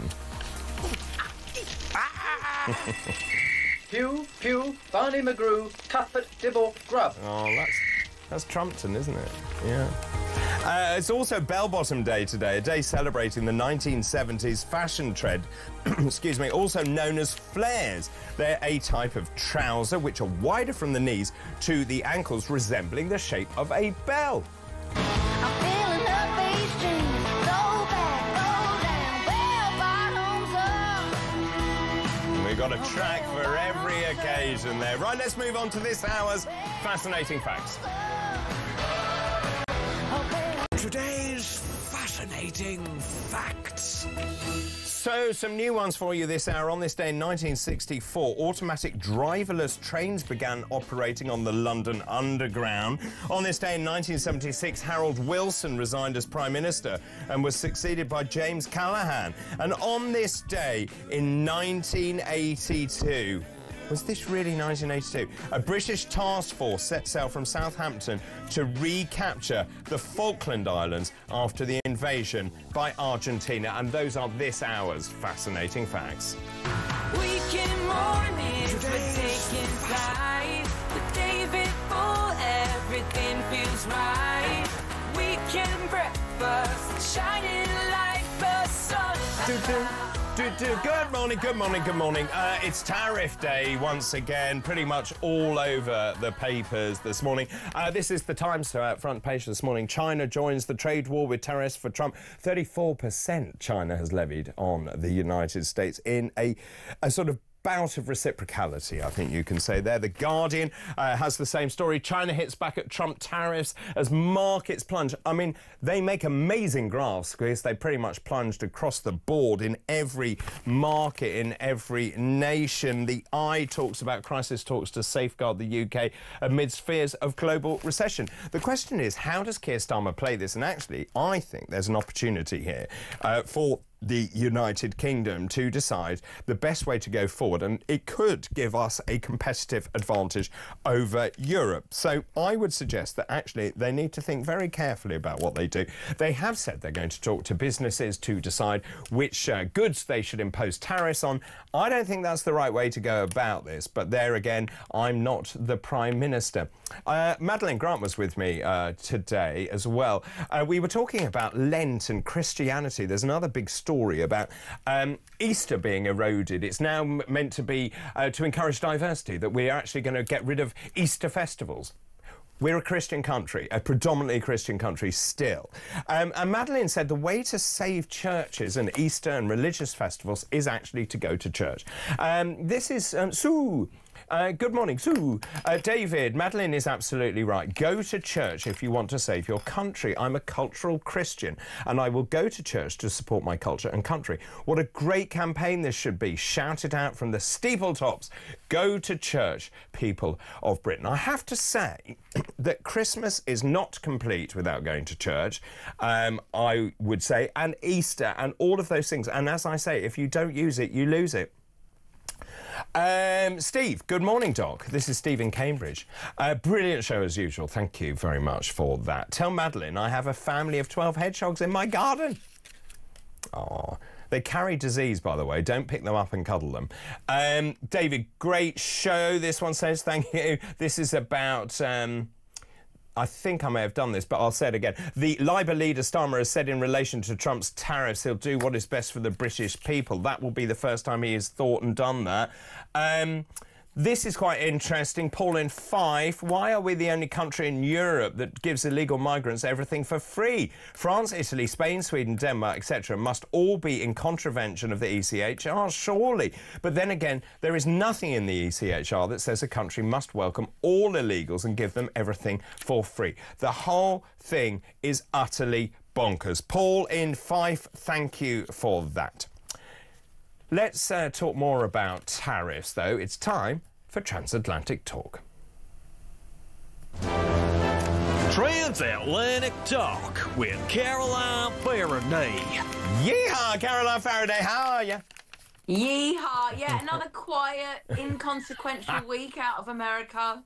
I mean, it is amazing, isn't it? I mean, whether you like Donald Trump or not, I mean, he is the master showman. And we were talking about this, and without going into all of the detail yet again, the imposition of these tariffs, he's literally lobbed a grenade into the world markets, hasn't he? Imposing tariffs around the world. I don't really quite understand how countries have fallen into each of those. But what you can see, and in many ways the UK got away, well, relatively lightly at 10%, but the EU at 20%. I've never seen Ursula von der Leyen looking so angry. Yeah, I mean, I think here people are just sort of trying to come to terms and understand what it means, and really bracing for some economic hardship as a result of some of these policies. I mean, the trillions wiped off the stock market, people who are, you know, close to retirement age are seeing their retirement pots rapidly reduced, and the impact of that. Certainly, I mean, just anecdotally out and about, you know, friends who have their houses on the market, they are taking longer to sell because of the uncertainty in the financial market. Out and about for dinner, it is a lot easier to find a parking spot outside sort of, you know, popular restaurants, that kind of thing. If you're just out and about, they are noticeably quieter. So there does, I mean, on an anecdotal front, seem to be some adjustment. They've obviously had enormous amounts of job losses. Trump obviously argues that these tariffs will encourage US consumers to buy more US-made goods. Like I said, I mean, what if you run a coffee company, as a friend of mine does? You know, that's not coming out of the United States, is it? In fact, her coffee comes out of Vietnam, where there's extremely high tariffs are now placed on this, and she's not some yeah. So wealthy, Vietnam is she's supplying little mum and pop style diners and small little places, you know. Well, so just in terms of Trump's methodology, he said the tariff is the most beautiful world. He declared Liberation Day and its honours. I mean, I don't quite know what Trump is getting at. I understand he's angry that people don't buy American cars. Maybe that's because they're not very good. He wants people to buy more American cars. He wants the inward investment into the United States. He believes the tariffs are right to sort of square or at least to correct the market imbalances. So he says we're going to raise all of this money. Do you think that this money is going to be used essentially to bribe the electorate, to give them tax cuts, and so everyone loves Donald Trump? Ooh, what do I think it's going to be used for? I think it's going to be used for tax breaks for the wealthiest and to get some leverage on the corporate front, to get some leverage in other ways. Is he looking to sort of bribe to somehow down the road make people better off? That isn't what looks like the impact will be. It doesn't look like your average person, or certainly most vulnerable people, are going to be any better off. And while all of this is going on, remember, they're still cutting other things. For instance, there's a program called the Head Start program. That is a program that provides early education for the most vulnerable low-income families, where perhaps English isn't spoken in the home, so the kids are starting at school where English hasn't been spoken at the home. So it really just kind of evens things out, and gives early childhood education for free across the country. That's something else that's been axed. That's a federally funded program. So is he looking to help the most vulnerable? Certainly not. Is he looking to increase the wealth of the already wealthy people in the United States? Certainly. There are people that think that this and many other policies are something that does that. But honestly, if only those people are playing the stock market, they're looking at their pots right now, thinking, where did that go? Well, quite. I mean, it just also, it is slightly counterintuitive, this, because, of course, we're seeing massive brands, American brands like Apple and Nike, for example, losing huge value as their shares are sold off. Yeah, I mean, listen, I'm not an economist, so the ins and outs of it are definitely one to ask an economist. But the economists I've heard talking, are very sceptical about what this will do, how you could possibly even begin to think that certain things could come from America that aren't grown here or manufactured here, even if that's... things that are maybe luxuries like whiskey or avocados, or whether that's things that, are really just everyday parts of our lives, that the parts that are needed for cars or, what have you. So, the hit from this is... is hard to believe it won't hit people incredibly hard. And just, I mean, I know you're in LA, and obviously there will be one thing thought in LA and New York compared with, say, Middle America. The staunchly Republican supporting Middle America, how has this news gone down with them? It's really quite interesting because, of course, there is a segment of America that think that Trump is the savior who is doing everything right by America and America first. And there's this very divisive politics that I think it's hard to compare, because I think in the UK, if the person or party that you voted for does things that cause harm to people, I feel like the condemnation of that is kind of cross-party. Even if you voted for someone, I think that people in the UK will say, yeah, I don't like what he did about that, and I don't like the way that he went about that and that. But that isn't what's happening here. There is this kind of group of people that will defend and go, protect and vehemently defend anything that Trump does. And he seems, you know, if you reflect back to what he said in his first term, I could walk down Fifth Avenue and shoot somebody and get away with it. You know, he does seem to have this Teflon-like ability where nothing sticks, and I think that is extraordinary. But as that comes to hurt people, hurt their education, hurt their own resources, hurt farmers, you know, hurt manufacturers, people are losing their jobs, perhaps some of it will sink in, that these are, you know, potentially incredibly harmful policies to really the most vulnerable people in the country, in a very wealthy country that can well afford programs like education, early education programs for kids. See, I actually think there's method in his madness. I think he's lobbed this grenade. Well, I think that he's lobbed a grenade in. He's waiting to see what the response is from those individual countries. The EU has said already it's going to impose tariffs of 20%. We're talking here about not doing anything. Now, China has imposed a 34% tariff, and Trump has said that was the wrong answer. It's like he's playing some massive game show here. He is trying to get the tariffs level. I mentioned this yesterday. So we tax US cars at 10%. This is because it's a hangover from the being in the EU. America levies 2.5% on cars coming from this country. So he would argue that actually what he's trying to do is to get those countries to make concessions to actually bring down their tariffs, and I'm hoping that we do get a free trade agreement in this country. But it will be fascinating to see how this plays out, and of course huge implications for mortgages and interest rates and inflation and all the rest of it, and goodness knows quite how that plays out. Shall we move on? What else have you got for me today? You may remember that there was this big, quite showy deportation of some Venezuelan and El Salvadorian immigrants who were accused of being part of a gang, and then they were put in jail in El Salvador. Well, one of the people in that group was deported in error. He's a man called Kilmar Abrego. And the government did say, oh, well, sorry, it was an admin error. And, you know, this guy is not part of a gang. There is no evidence to suggest he's part of a gang. Bear in mind that the other people who may or may not have been part of gangs were not put through any sort of legal process to determine whether or not that was the case. Anyway, this has ended up in court, and a federal judge has said the United States has got to return him after he was mistakenly deported, deport him by Monday. So it's kind of interesting to see how that will play out, because, of course, Trump has gone really hard on these.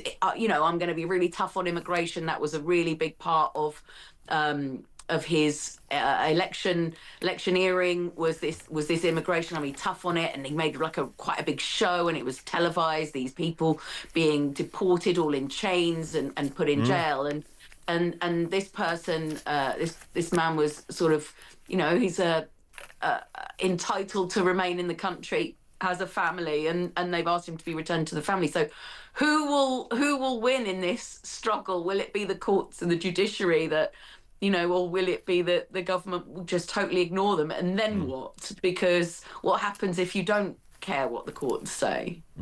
Well said, well said. Always good to talk to you, Caroline. Thank you very much indeed. That's Caroline Faraday, and that was today's Transatlantic Talk. Thank you. Transatlantic Talk with Caroline Faraday. Right, let's take a call now. Chris is on the line from Epsom. Good morning. Yeah, hi David, how are you? Yeah, good, thanks. We've spoken recently, I believe. Yes, we did, the other day when you were standing in for... For Ian? For Ian, yeah. Who was sunning himself having a cocktail somewhere. Yes. Yeah. Enjoyed Maddie this morning, by the way. Oh, good. Not one of your regulars. No, well, you know, we're widening the net.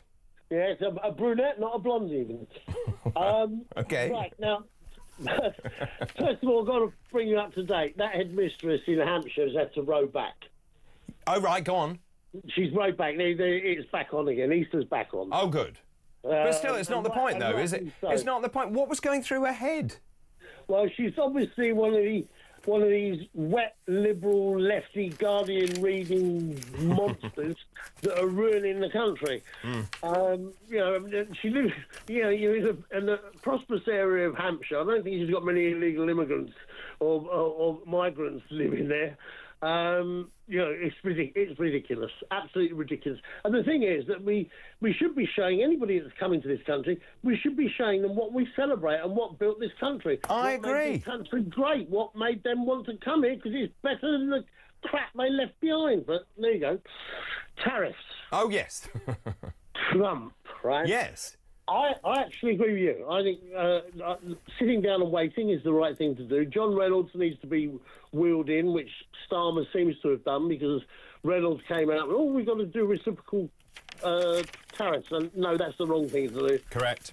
Got to sit. You're exactly right. He's thrown a hand grenade in, and he's waiting to see what happens. And it is fair for the USA to square things up a bit with world trade. If you look to that TikTok board, he's only put on a 50% of the tariff those countries charge him. Yeah, I mean, so let's look. So I mentioned their taxes on cars. Now let's look at imported chicken. So America charges $88 on 1,000 kilograms of imported chicken. We charge £135.57, so significantly more. Yeah, and listen, I spent 10 years in the car industry. Right. This Great Britain is known in the car industry as Treasure Island. Because they make so much money off the cars. Also, it's the only product you get. You get the base price from the retailer. There's a 10% car tax put on it, and then you pay VAT on the car tax and the price.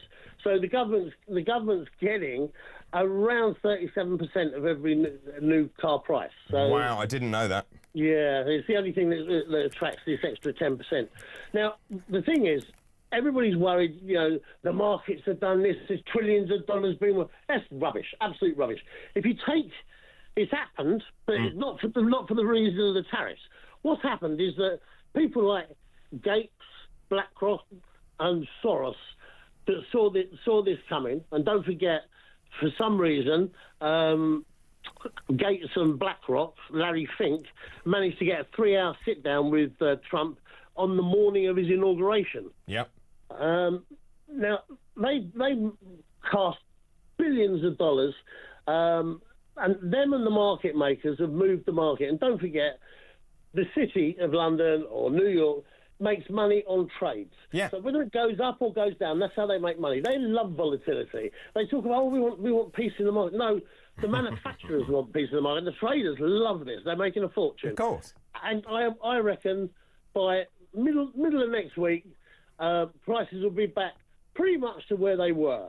Yeah, I mean, and that is also what Trump has said, which is there's going to be short-term volatility, but it will settle down.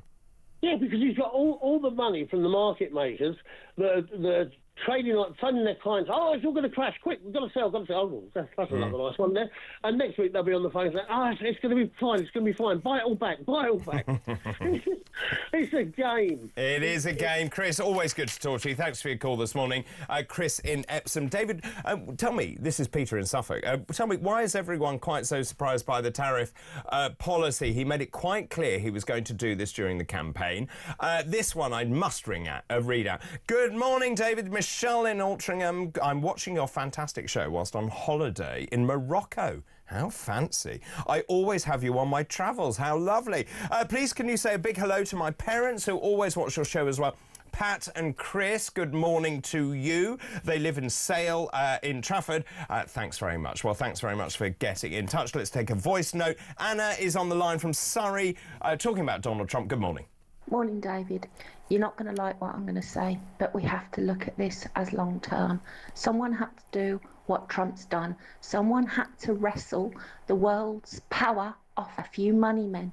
I lay in bed last night and I wondered how on earth there is a person running our country, a party that thinks it's acceptable to tax us to death, whilst immigrants, illegal immigrants, sit in a 4-star hotel with a gym and pool 5 minutes from my house. And if they say if a man wears a dress, he's a woman. Donald Trump is doing the pain. He's ripping the plaster off quickly, and it needs to be done. So everyone take a breath and think of this as long term. The power is being realigned. It's being put back to where it belongs. The people, not the money men. Thanks, David.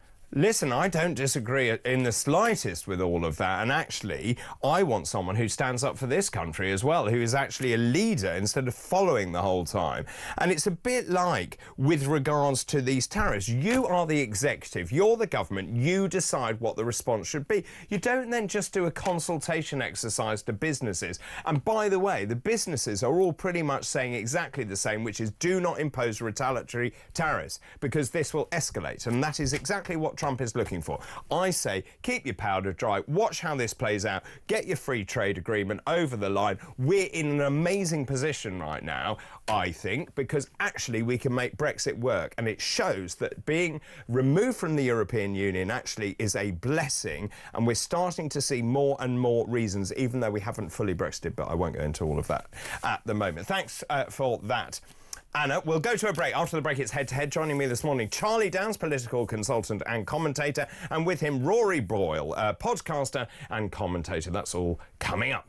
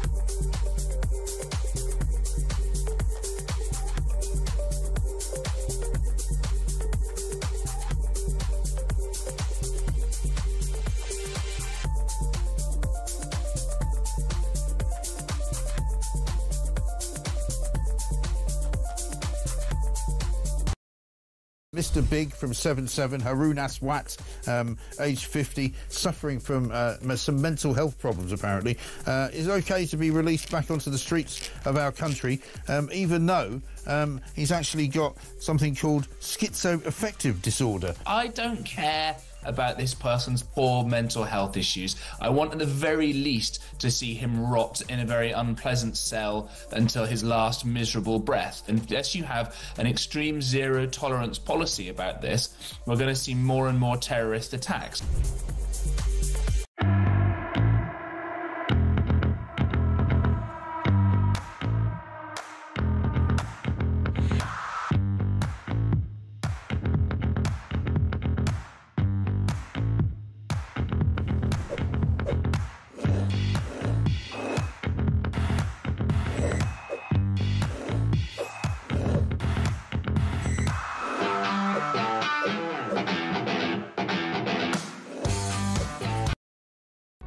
Across the UK, on DAB+, on your smart speaker, on your smart TV, and on your side. This is Talk.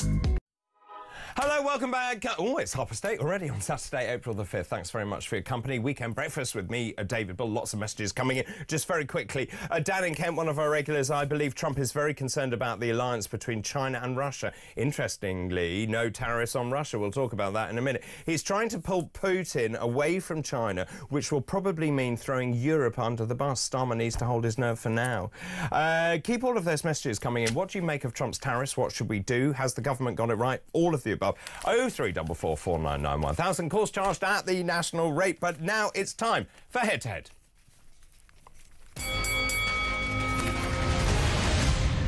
Head-to-Head. Well, joining me this morning, Charlie Downs, political consultant and commentator, and Rory Boyle, podcaster and commentator. Good morning to the two of you. Good morning. Now, we spoke yesterday. You must have had the biggest halo light on ever because you looked about 20 years younger. Yeah, well, if I was 20 years younger, I would be 3. Yes, so, I know. So I don't quite know what to make of that. Well, you looked about 3. Yeah, no, I invested in an industrial-grade ring light. Well, it was very that's impressive. one of my more feminine moments, but, you know, need it for the... And there are many. Yes. And how have you been, Rory? I've been good. We like a man who embraces his feminine side every now and then, don't we? Well, absolutely right. Now, talking of which, Donald Trump, shall we start there? Charlie and I spoke, so I'll come to Rory first, if I may. It's just quite interesting to get your sense on this, because we spoke yesterday. But Donald Trump obviously has... My view of this is that he has lobbed a grenade in here. He's imposed these tariffs, which actually are quite difficult to work out how places like Colombia, Argentina, El Salvador get 10%, and yet Thailand gets 36%, Cambodia 49%.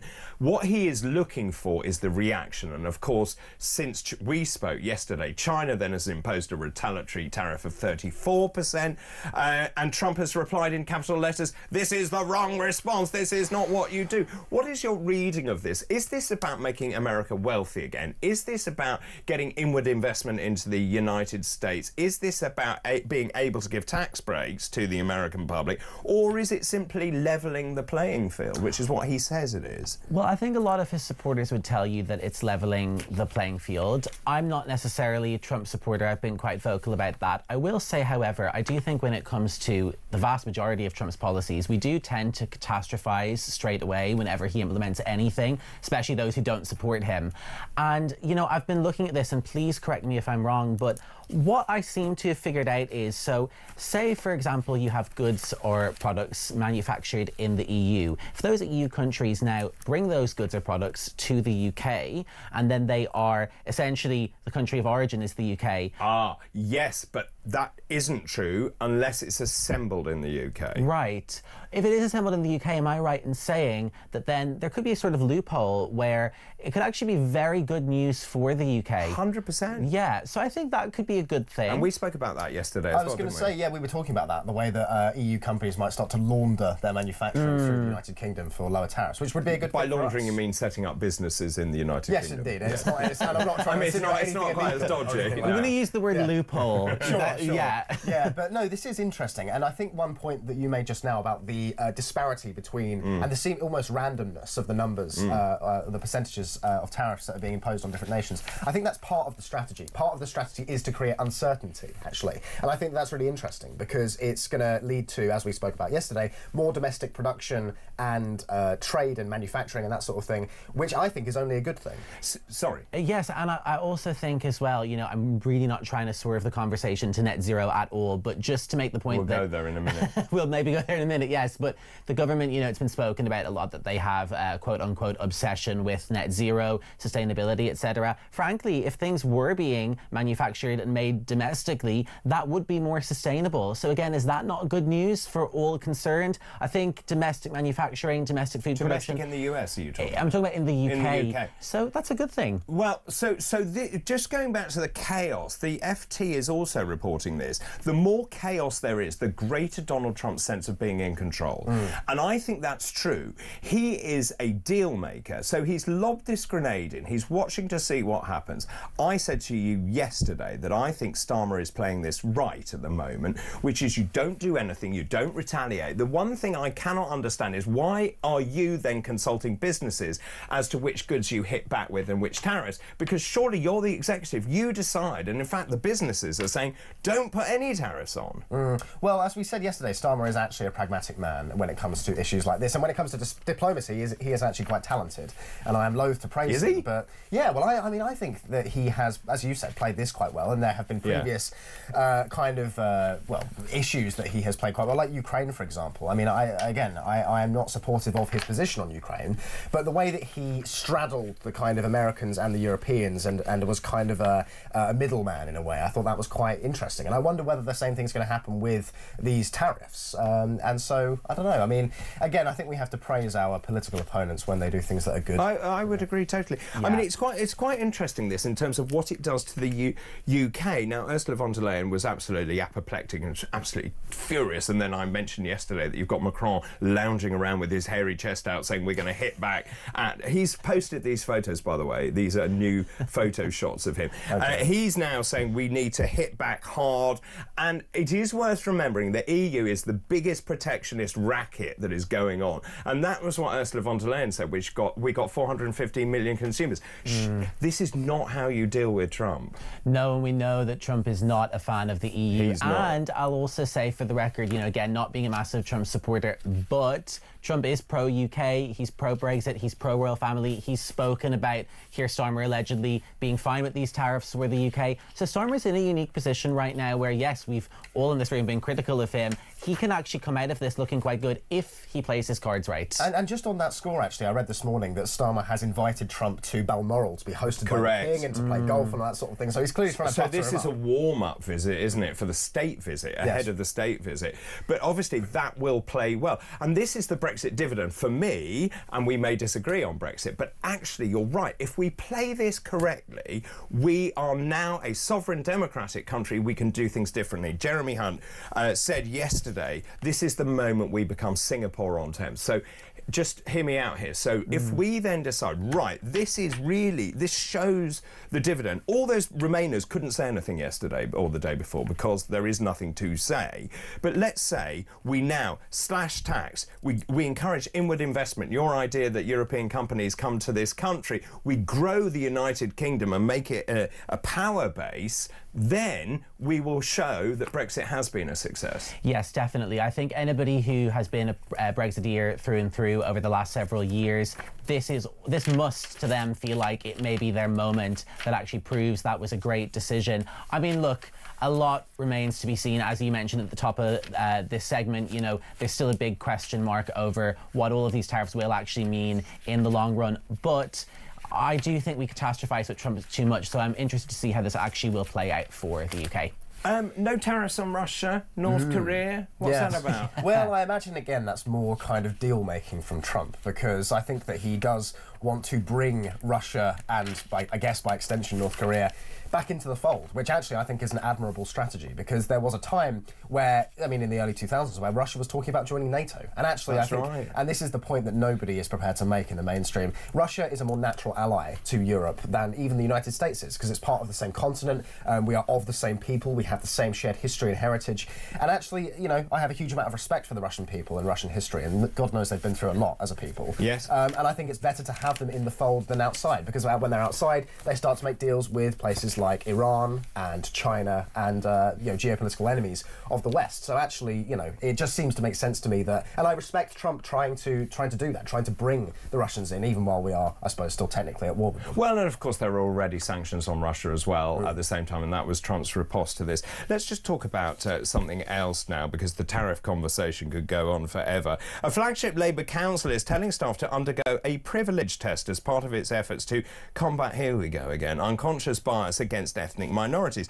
Of all councils, though, I nearly fell over this morning, Westminster this is, City Council is seeking to boost recruitment of non-white global majority candidates for senior posts by giving them preferential treatment over equally qualified white applicants and ensuring there is at least one ethnic minority candidate on shortlists for all jobs. You have to undergo, if you hire workers in that council, you have to undergo mandatory unconscious bias and inclusive recruitment training, and this is because they want to increase the numbers of what they call global majority candidates. They are offered a virtual privilege walk. You have to assess your social advantage by gaining or losing points in an online quiz based on factors. So let's just go through some of this. Basically, this is you get marks given to you if English is not your first language, if you don't have a car, all the rest of it. I mean, I read this in despair. Don't you want the best people? I want the best people for sure. I do think there are definitely benefits of having a diverse workforce. Oh, sure. I don't think we can deny that. I will say, though...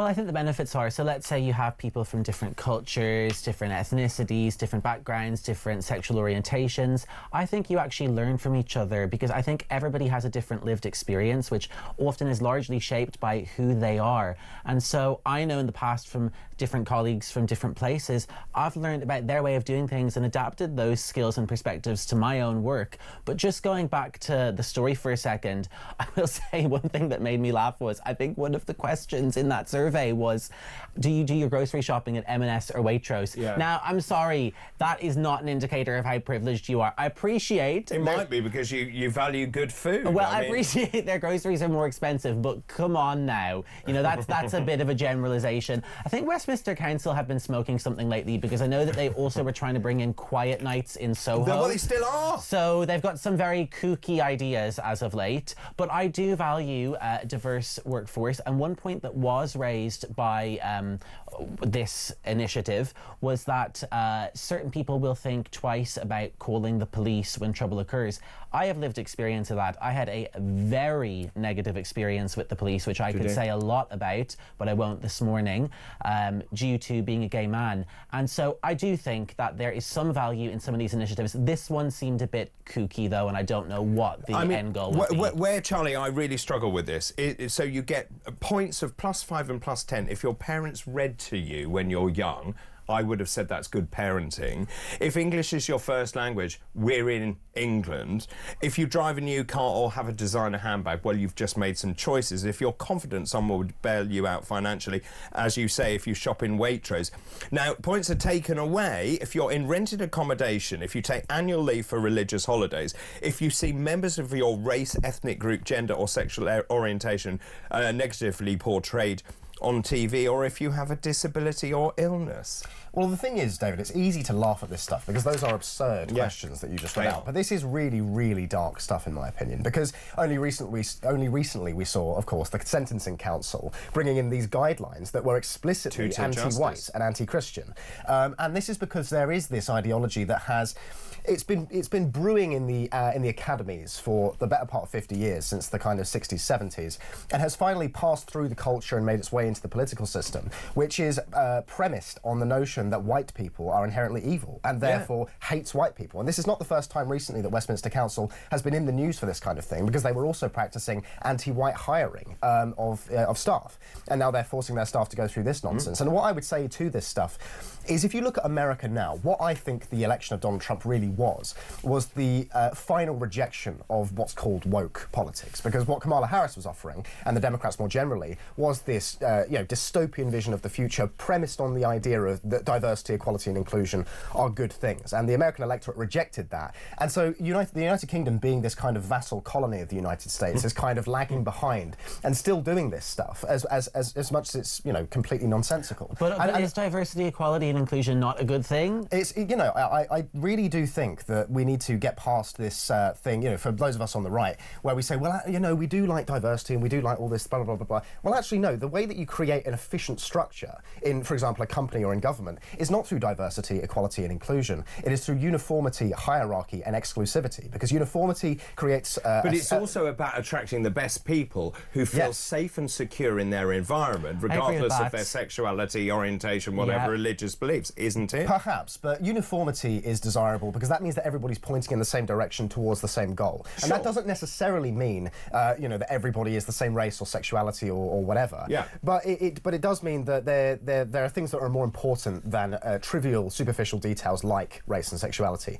Hierarchy is also essential because the notion of equality is against nature. That equality exists nowhere in nature, whereas hierarchy exists everywhere in nature. It's the natural way that that existence is organised. But the human experience is different to nature. I think that has to be part of it, you know. Well, it might be now, but I mean, historically, hierarchy was the rule, and historically, we had very well-governed, well-ordered societies. I have to go to a break, but there is an important point there, which is actually, and I've seen this in companies, where the hierarchy has broken down, where the bosses start talking to their staff in first-name terms, where there isn't the respect that there once was, and I'm not sure that actually the outcomes are that brilliant. I agree with that, and look, I do agree with what you were saying earlier about, you know, you should have the right person hired for the job. I think that exclusivity. That is the #1 end goal for me if I were running a company. Me too. But I do think that equality, diversity, inclusion are extremely important, and I think that we can't just have this sort of emotionally defunct approach to...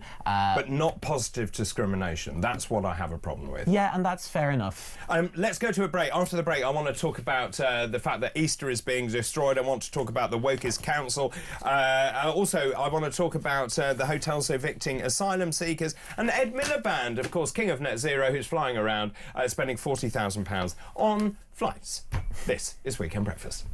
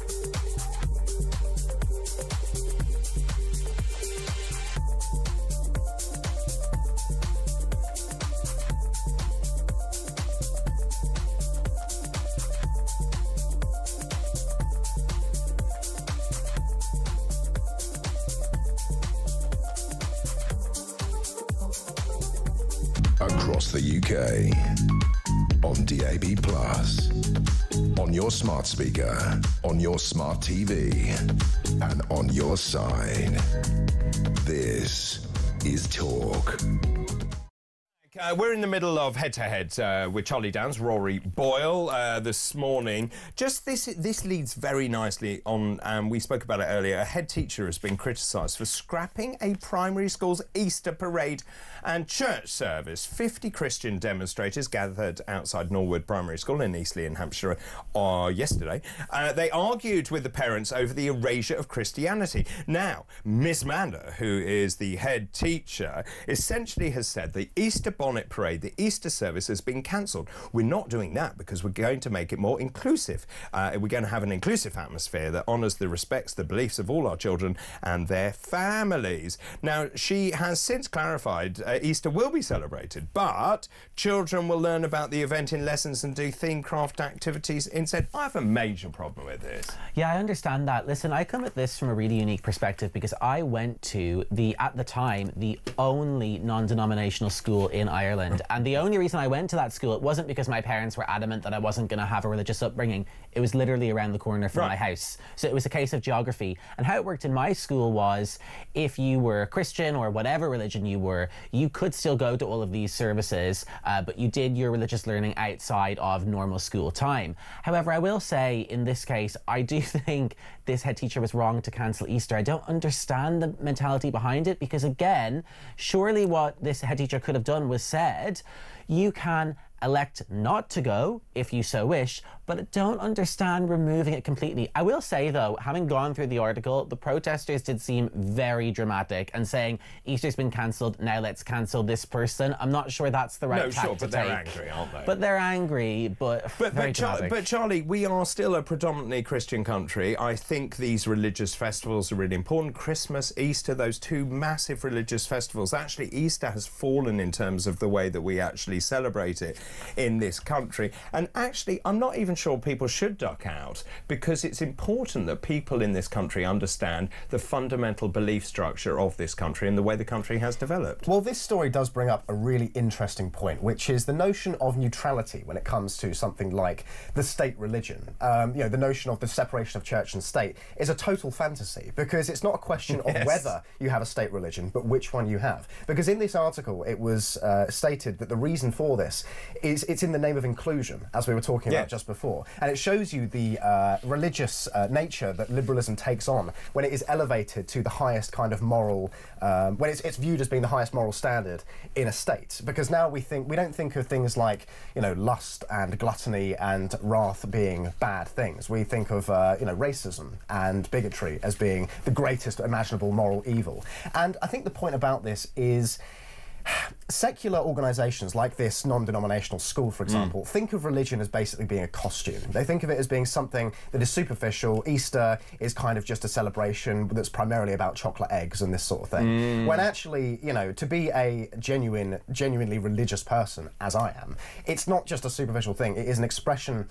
Well, my faith is about the nature of reality and the nature of morality and the objective nature of beauty and morality and truth and all this sort of thing. So to just dismiss it as being this kind of superficial costume parade, I think is really deeply insulting, and it shows you how our institutions think about religion. Well, there's another really interesting point. So, for example, if you go to Spain, they parade their religion around. There are all the religious festivals. No one says to them, we need to be more inclusive. Yeah. So, in fact, is the United Kingdom losing its way? Oh, I think definitely in terms of celebrating religion, yes. I mean, that point about it's just sort of being about chocolate now, it's true. I think if you found the average British young person and you asked them what the meaning behind Easter was, what it celebrates, if they actually celebrate it in a religious way, the vast majority, I think, would say no. So, yeah, I think that's long no gone. mention of Lent from the Prime Minister. And this was the other point, right? And, you know, wading into dangerous territory here.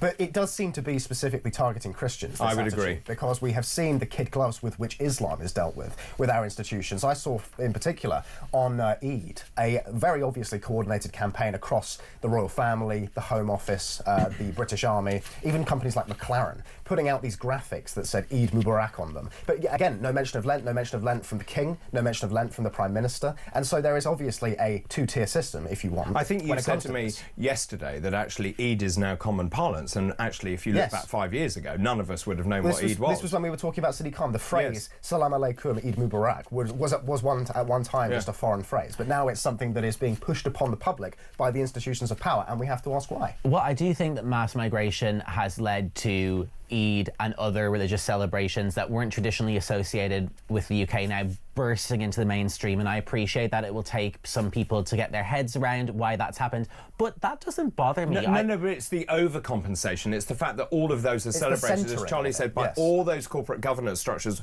saying Happy Eid or whatever. You said it better than me.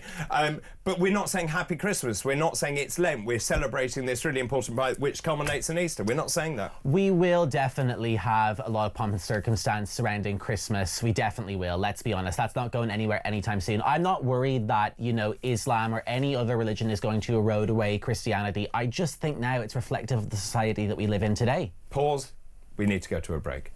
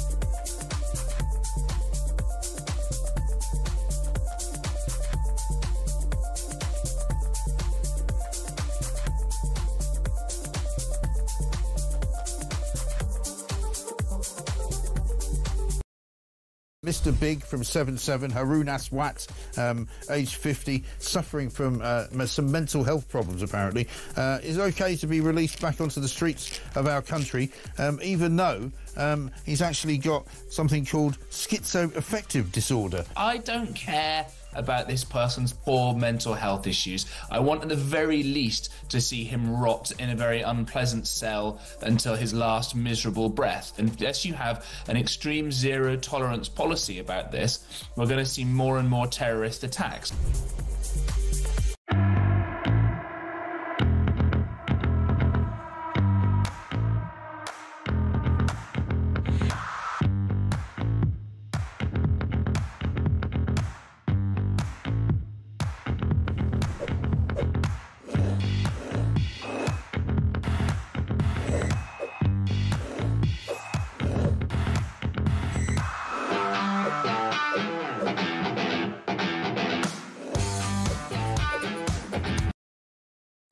Across the UK, on DAB+, on your smart speaker, on your smart TV, and on your side. This is Talk. Through today's runners and riders for the Grand National, deciding where our money is going. Let's just talk about Ed Miliband's department. This is the king of net zero, of course, Mad Ed. He's been accused of astounding hypocrisy. His department racked up a bill for domestic flights worth more than £40,000 during Labour's first 6 months in power. He oversaw higher spending on plane travel within the UK than his Conservative predecessor did in the first half of 2024. It's so priceless, this, because he's also flying to the head of GB Energy, which is in Aberdeen. Look, the hypocrisy stinks, and I can tell you, I'm still laughing at you calling him Mad Ed, by the way.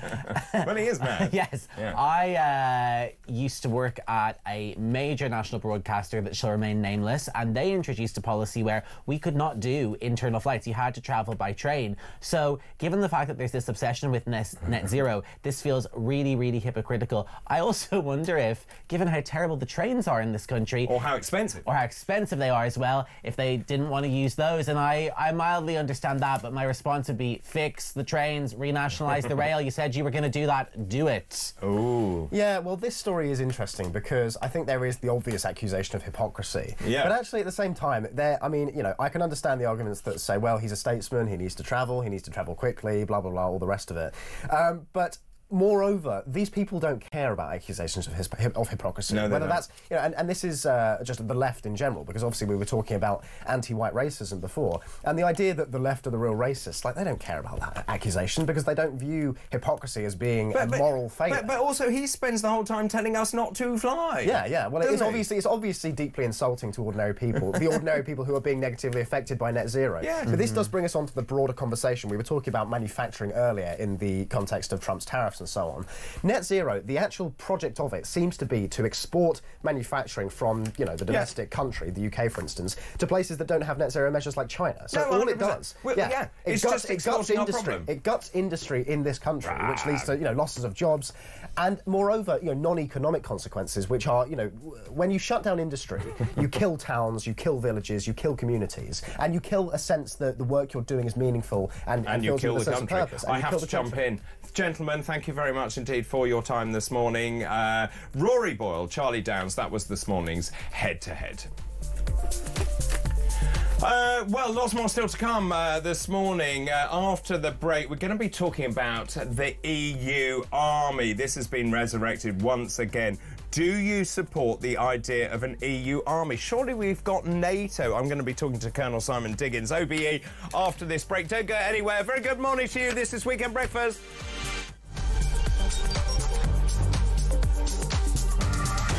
How much, ladies and gentlemen, are fish and chips where you come from? We'll go to Jason in Crewe.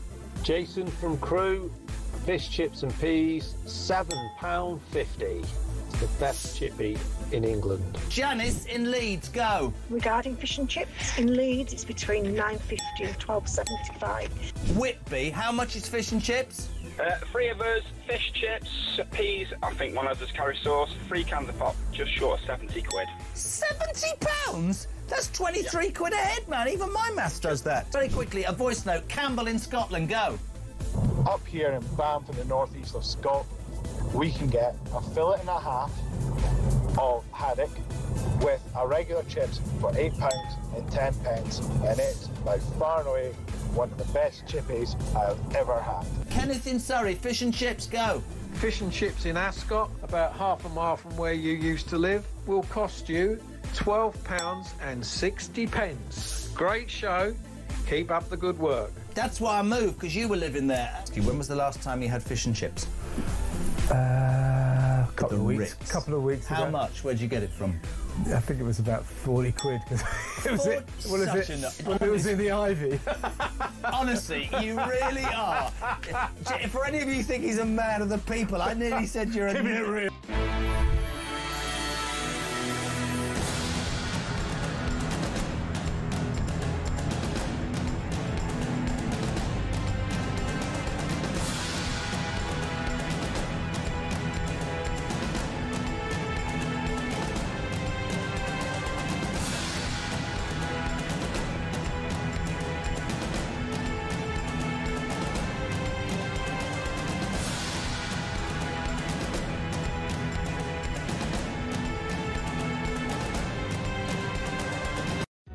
Across the UK, on DAB+, on your smart speaker, on your smart TV, and on your side. This is Talk.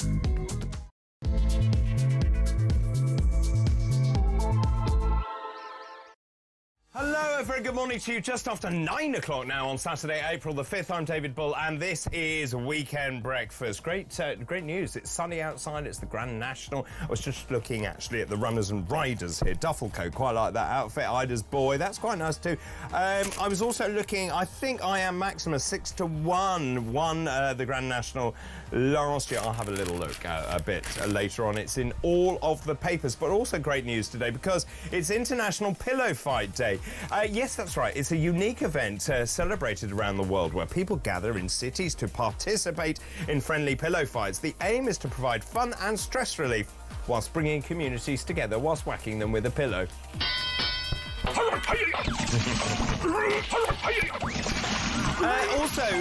Thanks very much. It's International Firewalk Day today, a day to encourage you to face your fears by walking barefoot over a bed of hot stones or embers. It's actually an ancient tradition which was used as a rite of passage in many cultures. No thanks.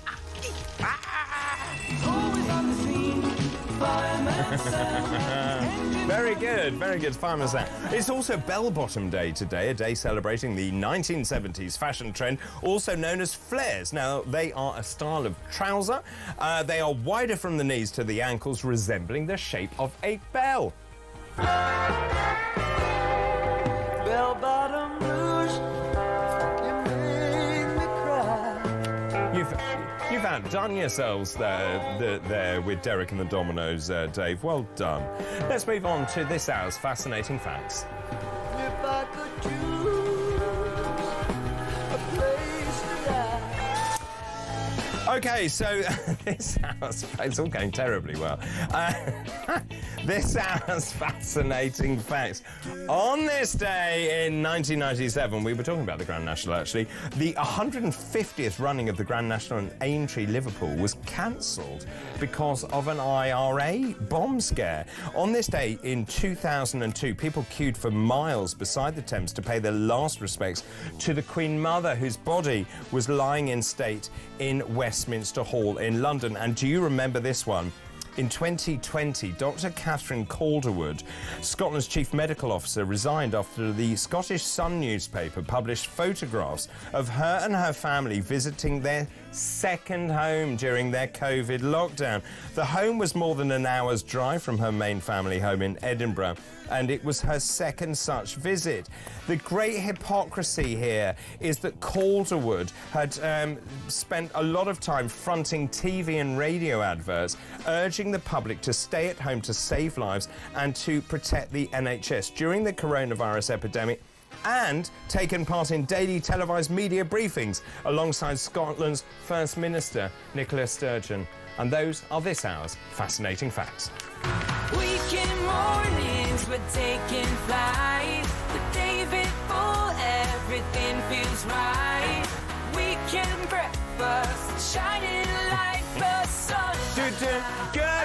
Good morning. 6 minutes past 9, Saturday, April the 5th. Wow, 3 hours have just flown by. We've been talking tariffs, obviously. I've been talking tariffs for 3 days. Front page of the Times, China joins the trade war with tariffs for Trump.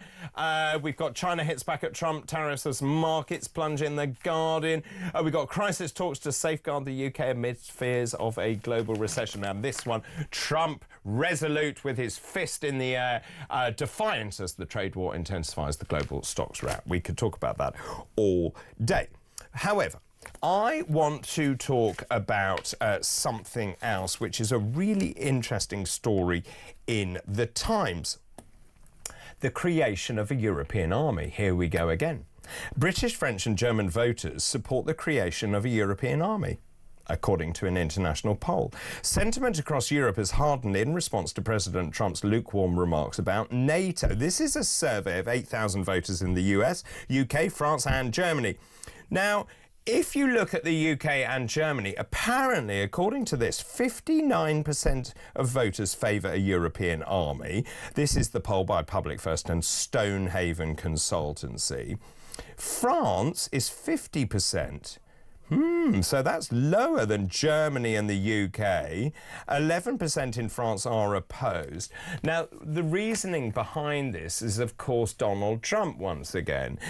He's criticised American military involvement in Europe. He's also pressured NATO allies to raise their defence spending, which I would agree with. I think that's the right thing to do. Also, he emphasised the need for the US to deter China and said there was a big, beautiful ocean separating North America from Europe. Let's talk about this now with Colonel Simon Diggins, OBE, who's a defence analyst and friend of the programme. Good morning, Simon. David, good morning to you. How are you? Yeah, good. Thanks very much. This is quite complex, actually. It doesn't sound like it is complex, but obviously we've got NATO over here. There were real concerns that Trump didn't want to have NATO. Then we saw Marco Rubio saying, actually, America's commitment to NATO remains firm. At the same time, they want the European allies to put more money into defence. I think you and I spoke about this recently, that we need to increase that. The United Kingdom says it will go up to 2.5%. I think it's only right and proper that the European nations pay more into NATO. But the idea of a European army is like some golden egg for people in Brussels. They absolutely like this, a federal army. It makes me deeply nervous. It is different and it is difficult, but the truth is there's always been this idea of a kind of European pillar of NATO, not necessarily linked to the European Union, but this idea that the Europeans might collectively come together to do things together. And indeed, they do already. We have a series of agreements, for example, with the French over the air defence environment. The air defence protection of both countries is a joint affair.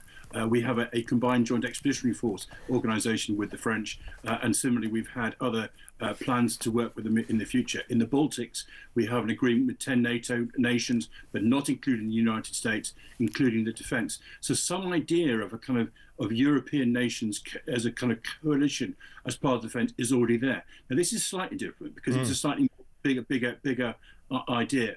But the idea has always existed that there should be some form of organisation, and indeed many American governments have actually said we should do this precisely because, despite Donald Trump and his more recent word, they've all felt that for a long time the Europeans need to do more on their own defence.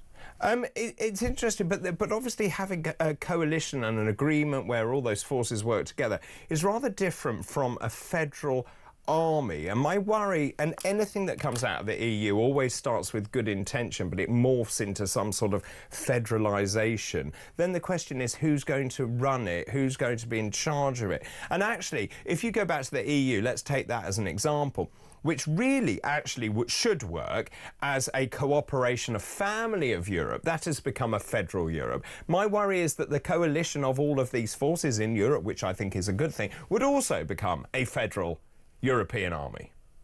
And I think that the danger is real. I mean, we saw already with the response to the idea that Europeans should get together in terms of defence procurement. And the first thing that President Macron then did was exclude the British for it, but invite the Japanese and the Koreans and the Canadians. And there is always that danger that particularly sort of Euro-federalists amongst them will actually try and use that as an opportunity to build, their ultimate dream, which might be some kind of federal Europe. And I think what we're going to try and do is find that kind of sweet spot where the Europeans cooperate much more together. I don't personally worry about the idea of a kind of a European force that come together and for coalition, for operations and for training, as distinct from a fully organised, integrated army where effectively there is no more any national armies. And there is a sweet spot for it, but you're not wrong to point out that the dangers that exist for that, because in the back of some of the kind of the more extreme Euro-federalists, they have got this idea that there will become some Euro army in the long term. So just in terms of our defence spending, so Starmer has said we'll get to 2.5% of GDP by 2027. That's another 13.4 billion a year, by the way. They want to get to 3% by the early 2030s. In many ways, Trump has played a blinder here because he is forcing European countries to spend more on defence and NATO. Do you believe him, though, when Rubio said that actually NATO is a cornerstone? And I think for many people, they were deeply worried that actually America was going to pull out of NATO. It looks like America is now wedded to NATO. So are you saying that NATO would work alongside some sort of European coalition of the willing? I think it could work in both ways. One, it could be part of a European coalition working under NATO umbrella, or it could be operating by itself. It's very interesting, that issue about what do Americans think about NATO. When we saw the kind of signal gate thing that came out, we saw some unguarded comments then by American senior leadership who were very scathing about the Europeans. And I think that's a slight difficulty the Europeans have got. They, on the one hand, they hear the reassuring noises from people like Marco Rubio, and indeed when our own Defence Secretary John Healey went to speak with Pete Hegseth, they stressed then the strength of the Anglo-American alliance. And then unguarded moments, you hear something quite different. And I think the difficulty we've got in dealing with Trump and his administration is we're not quite clear what we're getting from them. So they can talk about it's a cornerstone of our defence, but you've then also got President Trump talking about, as you described earlier, this wide Atlantic Ocean, 3,000 miles between them and us. And I think that's the danger point, and that's the point where the Europeans go, hang on, we can't rely on them because they're not consistent in what they're saying. You'll get one message from one of them on one day, another message on another day. And in those circumstances, I think we need to build for ourselves, and that means building a stronger European pillar. I would love it to continue to be part of NATO. We are much stronger working with the Americans, but actually I think we have to be really honest with ourselves and to say we may need to operate by ourselves. Sure. In which case we need to have that. So also at the same time, of course, when you look at the American public, there is a groundswell of opinion saying that actually America shouldn't get involved in European conflicts. I'm talking particularly about Ukraine here. Americans, however, at the same time, from various surveys, still feel amazing goodwill towards Europe. I guess the point is the American taxpayer doesn't see why their tax dollars are going to support and strengthen Europe. I agree entirely with them. I mean, we're 500 million of the richest people in the world live within Europe. In many cases, much richer than the Americans. And why should we basically rely on the American tax dollar to do our own defence? I have every sympathy with the Americans when they say that. I think we've put ourselves in a morally bankrupt position, and we now need to do something entirely about it. But that ambivalence towards Europe, I think, also has always been there. There are bits of American society who always look to Europe, to the East Coast, in some sense the West Coast, and there's a whole lot of America in between. Which some American commentators very rudely call in-between country, flyover country, where you have, in many cases, descendants of Europeans who left Europe and left behind what they saw as the chaos and the fighting there. And they don't have any strong view of Europe at all, or if they do, it's not a very attractive view of what we're doing. And I think we need to recognise that totality. I can't remember, did we talk about the Chagos Islands when I spoke to you last? But I'm amazed Donald Trump has allowed that to go ahead. Yeah, I am. I mean, I think he may not have quite got the whole message. I think what he's been sold on is, and this is what Starmer would have said, We've got it for 90. Well, it's ours anyway. But we've got this amazing deal where we hand a whole load of money over to Mauritius, and we've got it for 99 years plus the ability to extend it. And he's probably looking ahead and say, well, that's 140 odd years. That should be fine. I think it's a rather strange way to go about business. I think it's the lawyers have really got to Keir Starmer here, because the argument is that not just there was this advisory opinion from the ICJ, but they said that other international organisations would somehow blacklist the Chagos Island, and therefore they couldn't be able to use it, and that's why they had to move down that direction. It's a very odd thing we've got ourselves into. Has to be said, Starmer's man who's being holding this particular baby, but this started under the Tories. It did. And that needs to be really strongly emphasised as well. Well, I would agree totally. And also, this deal makes no sense to me. So we give up something that we already own, then we pay a ton of money to lease it back, even though it was ours. And of course, at the same time, emboldening China that could get up to anything, giving it to Mauritius, which, by the way, Mauritius has never owned the Chagos Islands, as far as I'm aware. David, you're completely right. There is no logic to this whatsoever, except if you're a sort of obsessive legal kind of geek who's looking at that, who also believes that international courts, international justice, whether it be European Court of Human Rights or the ICJ or all the other kind of world or international courts, have a higher standing than our own national interests. But also, Simon, it's not even binding. It was advisory. Absolutely. No, I mean, I can. It's one of these things where I can hope to understand what they've done, but I can't get. In no sense can I get behind it. I can try and explain the thing, but actually, it seems to me to be. I'm with you. It makes absolutely no sense whatsoever in terms of our security. Just one other point, if I may, which has come out from this article, which is about conscription. We've talked before about conscription. And there is enormous support in France and Germany for the reintroduction of conscriptions. Nearly 60%, actually, of French, 60% of Germans. In the UK, less support for that, but actually quite significant still. 43% of British people think we should have conscription. Yeah. I mean, the French and Germans had conscription long after we did. We get it in 1964. So, if you like, it's in their national consciousness much longer than it has been for ourselves. I personally would support some form of national service. You would? Yeah.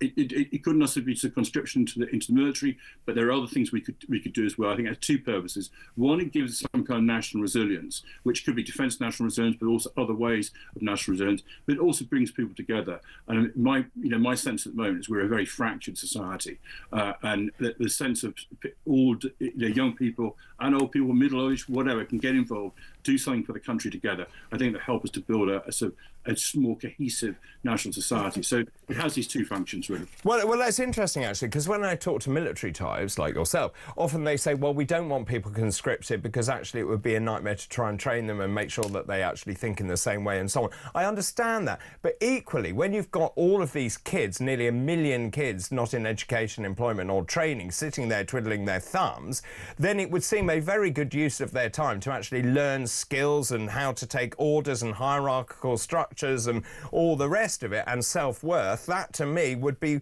worth the money.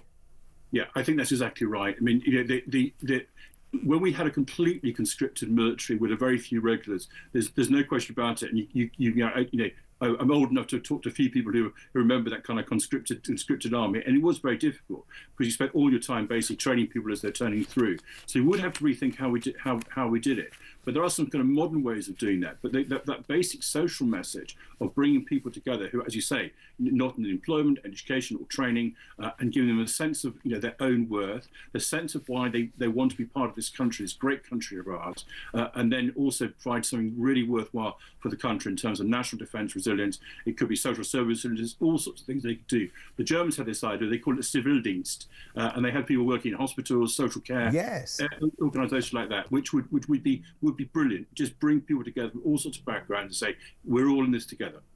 Absolutely. Well said, Simon. Always good to talk to you. Thank you very much. Colonel Simon Diggins there, OBE Defence Analyst. Lots of messages coming in. We were talking about cancelling Easter earlier. David, even though we may not be a religious country, our culture is based on Christianity. Yes, it has developed, it has changed over the years, but the basis is undeniable. So Rory saying that kids don't know about Easter is a false argument. I think he's right, though. I don't think kids get taught about Easter anymore. You were spot on there.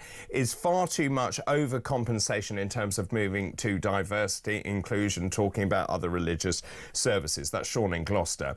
I'm also asking today, based on what Simon has just said, this European army, what do you think of that? 0344 499 1000, those calls charged at the national rate. You can also message us or text us. Text the word talk to 87222. You can message us on X as well. Pete the Mole says, EU army, it's a bad idea, David, because the UK would get no say in how it's run, a.k.a. backdoor return to the EU via the military. That was the point I was trying to make to Simon. Sue Healy, Sue in West Sussex, good morning to you. I'm not religious, David, but I feel our own culture is being subsumed by other peoples who've entered our country because they want to live here, yet not assimilate into our culture. It's sinister. They shouldn't be here if they can't accept our traditions. That's Sue in West Sussex. This is another one that says, David, I love you loads, but please make it clear the Norwood School, this is the school that's cancelling Easter, will be celebrating Refugee Week in June. So why have they cancelled Easter? David, this is Brian in Worthing. That young fella, Charlie Downs, speaks more sense than the whole front bench of our useless government. Keep those messages coming in. Good morning, Dr. David, Trevor and Harrow. In one of the questions for Westminster Council, it asks, do you see your race and gender portrayed negatively? The answer is yes. White people, and especially white males, are always portrayed negatively. How many points am I awarded for that? There can never be anything positive about discrimination. Keep your messages coming in. I want to hear your calls, thoughts and messages. Also, Steve Denyer will be trotting along the corridor from Virgin Radio to tell us all the latest news, showbiz news, and also he has some weekend delights. That's all coming up next here on Weekend Breakfast.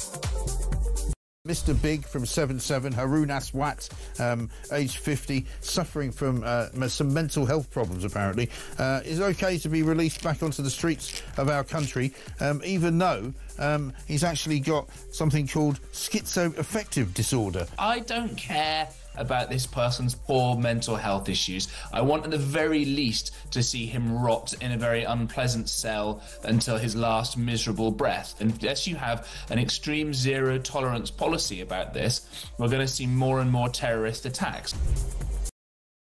Across the UK, on DAB+, on your smart speaker, on your smart TV, and on your side. This is Talk. Welcome back. This is Talk 9:25 Weekend Breakfast with David Bull. Great to have your company. Let's talk to Anne in Sussex. Good afternoon. Good afternoon. Good morning. I don't know where I am, Anne. Oh, please don't mush the day through. How are you? David, I'm fine, and I was just very interested in this about the demise of Christianity. Yes. In our country, because it is the basis of what made us a nation that people came to for safety. You know, generations have come here, and we've welcomed them, and I guess many people in this country, ancestors, have fled here from other countries. So we are basically a Christian nation.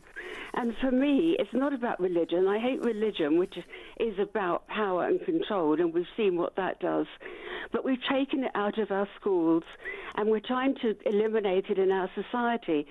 And I can only look back on how, because I went to school back when I did, when we had assemblies, we had teachers who were Christians, some not, it didn't matter, but we learnt something for life. And we had the Jesuits say, if you give me the child until 7, I'll give you the man. Mm. And we have young people stabbing each other. We have children with mental health issues, depression, no hope. We have suicides, especially amongst young men.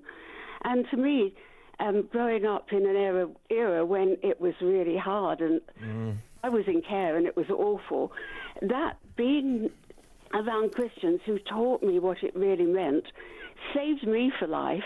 And through all my work in the community, I haven't tried to indoctrinate people, but there have been times that just sharing something with someone and turning lives around has been important.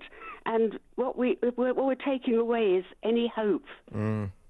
And that's what upsets me. I would agree. You see, it's kind of much more subtle, isn't it? The fact is that from my education, that the church was really instrumental in my growing up. So those religious festivals, whether it was Christmas Harvest Festival, for example, Easter, I was an acolyte in the church. I was an altar boy in the church. I carried the cross. I was in the choir, all of those things. And actually, I still love going to church, singing hymns.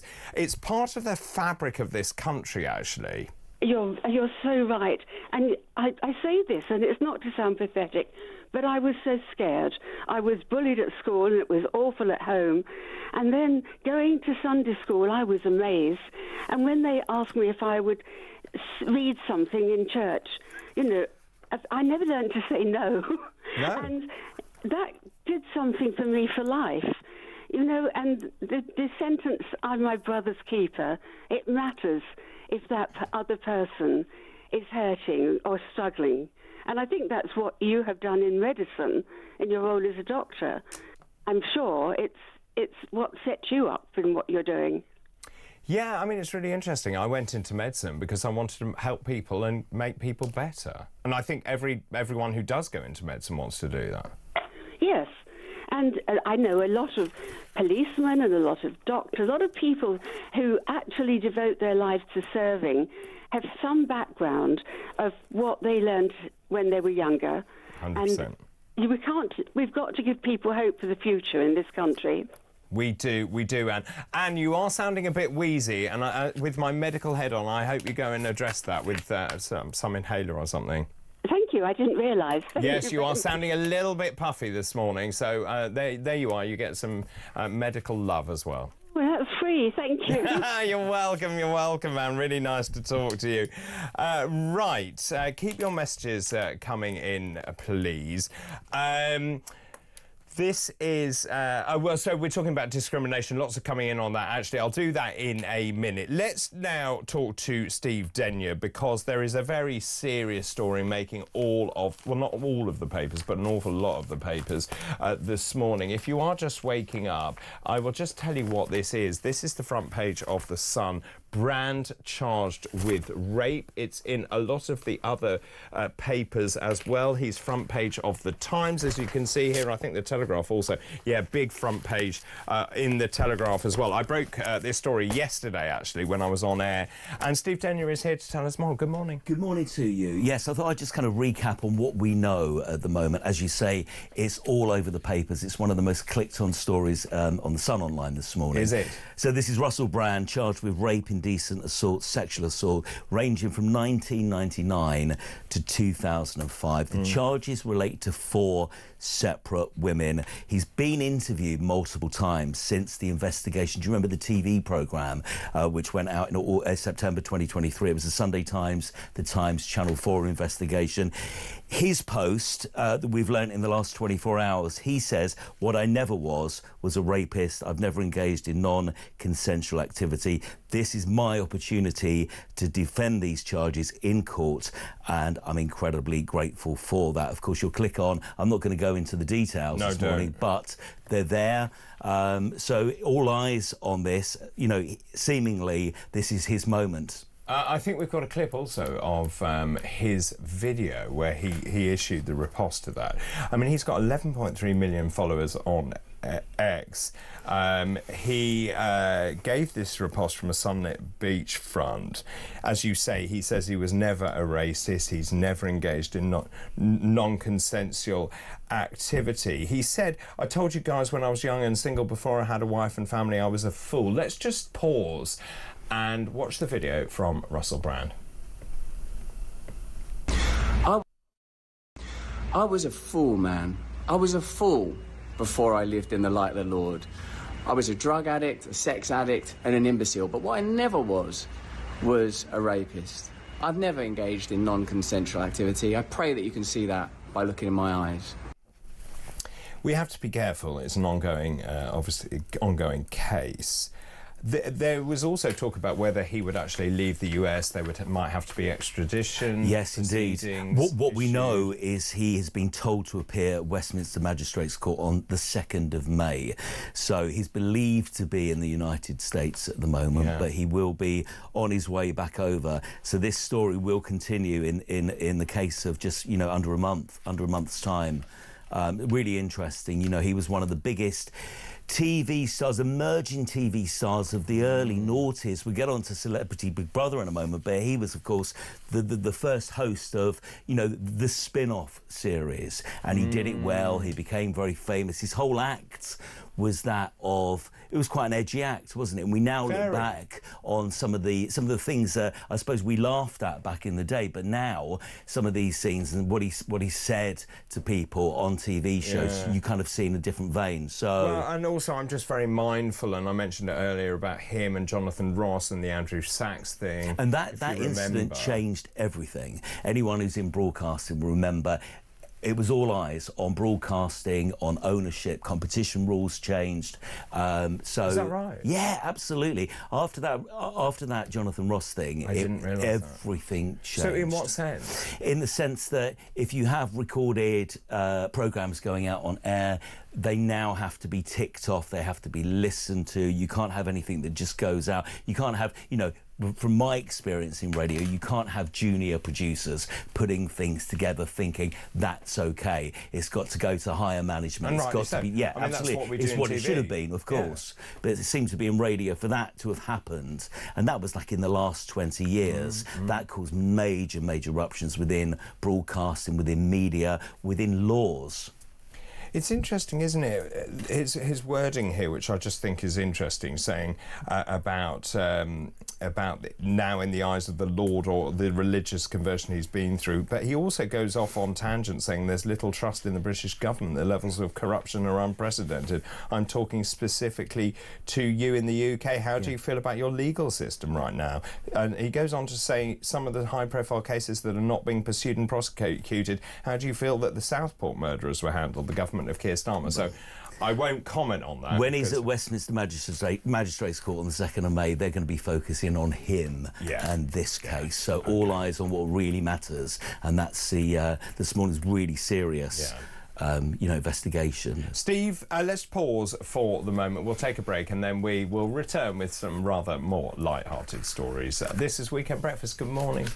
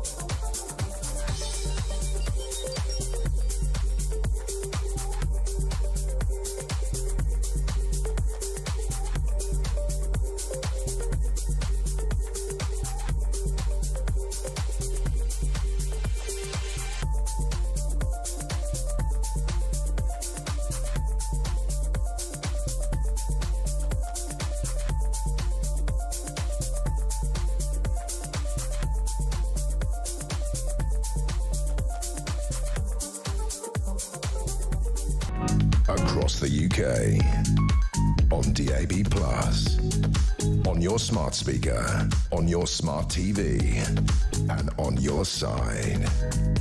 This is Talk. Welcome back. This is Weekend Breakfast. I'm asking lots of questions this morning. Tariffs, Trump, how do you feel about that? This school that's cancelled Easter, what are we doing? It's a predominantly Christian country. Are we eroding our own history in this country? Let me know your thoughts on that. Also, we're talking about the idea of a European army. Dr. David, the idea of a European army scares me, not because it's not a good idea, but because we know it would be dominated by the French, and I would bet large sums of money they would massively benefit with defence contracts. Good. Come on, David, either button up the shirt or bring out the stick-on chest wig, medallion and turkey teeth. How rude! It's time for Denya's Delights. Denya's Delights. I think it popped open because actually it's a bit tight. Because I've been watching you all morning. Every hour, another button on. No, that isn't Thank true. goodness you finished at 10 o'clock.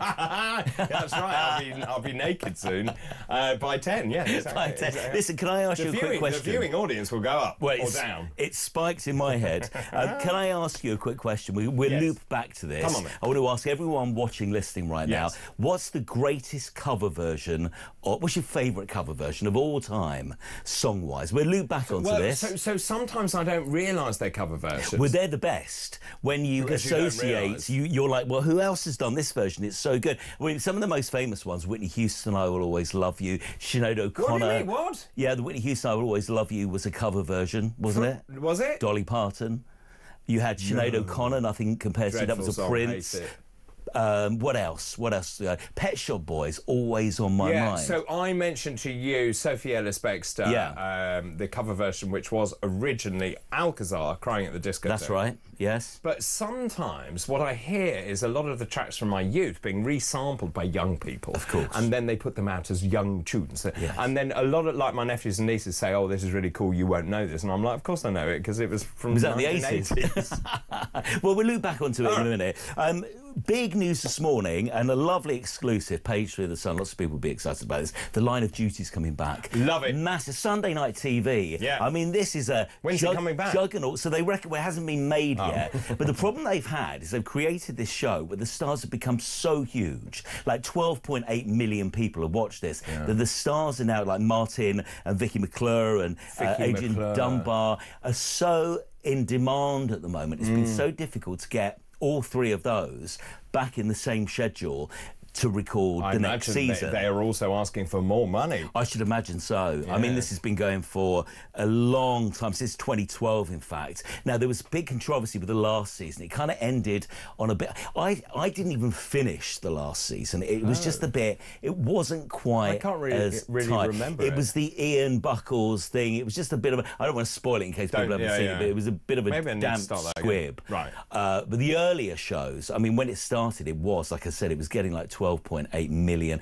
It was like absolutely appointment to view stuff, wasn't it, on a Sunday evening? But it was really well written as well, and I think it was an immersive experience. That's why people liked it. And quite often there were massive, like, you know, kind of clangers, and I didn't expect that, and big moments, and spoiler alerts coming left, right and centre. So watch this space. But I'd quite like to watch it again, actually. I think it'd be really good. There are 7 different seasons to catch up on. What? So it's quite a show, isn't I don't it? think I've seen them all. Been going since 2012. Which is a long time. So looking forward to that. All the finer details, page 3 of The Sun. It's on the Sun Online as well. So I think they're determined to make sure that this is explosive and it goes back to its roots, and there are surprises and twists and turns. Do you know, I haven't stuff. seen them all. No. I mean, I haven't. But I remember. Do you remember the first season? Yes. When it started, everybody was at. You know, it was that kind of thing where we didn't have them all to watch and binge. You had to wait to the following Sunday to find out what was going to happen. Oh, I don't want to spoil it. I was about to say something that will spoil it. Don't stop it. I won't say that. I won't say that. Can we get on to Celebrity Big Brother? It starts Is it still on Monday. going? This is amazing. Guess how many seasons of Celebrity Big Brother? Well, 23 seasons of Celebrity Big Brother. Of course, back in the day, the very first one, you had the likes of Vanessa Feltz. You remember when she had that kind of meltdown on screen? These are the ones you would have heard, Dr. David, when it starts up on Monday. Mickey Rourke. He's got the big bucks, OK? We've also got, ready for this? Patsy Palmer. There we are. What a great team. Yeah, well what a done, great team. Well done. Chesney Hawkes was in with Chris Evans on Virgin Radio. Is Chesney in it? He's in it. So I know him. He's a lovely guy, isn't he? He's just one of the nicest, kind of down really to lovely, earth. actually. Really lovely. We had, I remember, actually, after a gig in Scotland, I think we spent quite a lot of time chatting at the bar. Yes. How did that go down? Oh, really well. Yeah. I mean, you know, he's a great, really nice, great person. He's always managed to kind of come back. He was. I mean, it's amazing, really. He's only had one song. I know. This is the thing. And he performed that one song with Chris the other morning. It was so good. He did like a stripped back acoustic do you know it's version Peter of One and Only. Cardwell's? He is Peter Cardwell's favourite artist. That's what I heard. Yes. And you do know that Nick Kershaw, him and Nick Kershaw are best friends. Nick Kershaw wrote The One and Only. No. Honestly. Nick Kershaw's from Ipswich. There we are. Yes. Oh my God, we could go on forever. Undo another button. No. Stop it. Oh, it's good to be back. Yeah, no. It's good to be back. When are you leaving? Let's talk about... I want to mention a movie... Oh, by the way, Fuji's Killing Me Softly, D, Knocking on Heaven's Door by Guns N' Roses, Red Red Wine by UB40, Love the Show, that's Winston Smith. These are great. Oh, this is a good one from Samantha. Best cover version, Hallelujah, Alexandra Burr. I agree. That's one of the biggest ever, most successful cover versions. All right. Keep those coming in, please. They're amazing, sorry, we digress. Can I talk about, obviously there's... Did Michael Fabricant go into it? Do we know? Yes, he is. He is? Well, that's what I'm being told. Yes, he's on the list, yeah. With the hair. That hair's got a personality of its own, Oh, isn't it's it? unbelievable. Is it real? I don't know. Okay. I don't know, but I'm sure on Celebrity Big Brother you'll find out. We will find out, yes. In case it kind of... The hair will have its own whips bed. off with the air conditioning. Movie of the week. Right. I want to talk about this. Oh, we finished Big Brother, have we? Who else is in it? Do you know? Well, I wanted to focus on the people I'd heard of, because there are lots of people that I haven't, so... She's not. Trisha Goddard? Trisha's in it, yeah. Of this Formerly parish, of this course. parish. Yes. Yes. So that's really great news, because do you remember Did you with say Trisha... Patsy Palmer? So that reminds me. So I had the weirdest lunch when I lived in LA with Trisha and Patsy Palmer. You're so showbiz. I love it. I know. What did you talk about? Yeah, we talked about Ricky. Am I ever going to get onto this movie that I want to mention? Okay, it's all gone horribly wrong. It's a great movie. It's called Flow. Oh yes, and it's an animated movie. This has won something like 54 awards. There's absolutely no dialogue in this film. It's a cat. It's an animated movie. Right. It's this cat that's basically surviving a drowned world. It's beautiful. You might want to see it. The Easter holidays are coming. There are loads of kids' movies out at the moment. It's like an hour and 40 minutes. But the interesting thing, there's no dialogue in this film whatsoever. But it's beautifully done, and it's won so many ways. It was created on a bit of 3D software. It's one of the cheapest movies ever made. It cost $3 million, which is very cheap, for a movie. And everyone's raving about it. It won the Oscars recently. It's won 54 different awards. I just wanted to mention it because lots of the kids' movies, next 2 weeks is Easter holidays, and it's beautiful and it's poignant and it's getting all the reviews. So there we go. Okay. It's covers night tonight on BBC Two. Is it now? Which is why I was mentioning the greatest cover version of all time. May I play you mine? Here's mine by the Pet Shop Boys. Look at this.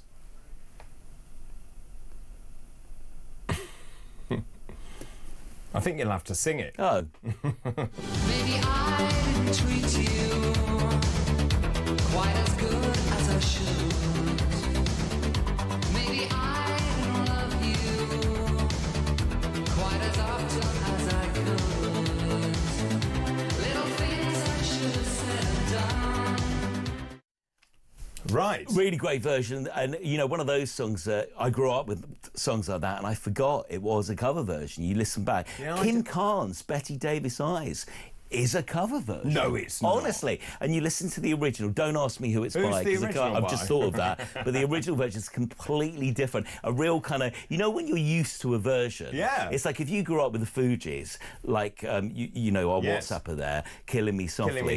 You kind of listen to the original version. Well, who was the original? It was Roberta Flack, wasn't it? The Was it? original version of that song. Rod Stewart covers of both I Don't Want to Talk About It and First Cut is the Deepest. Yeah, of course, of course. Are they covers?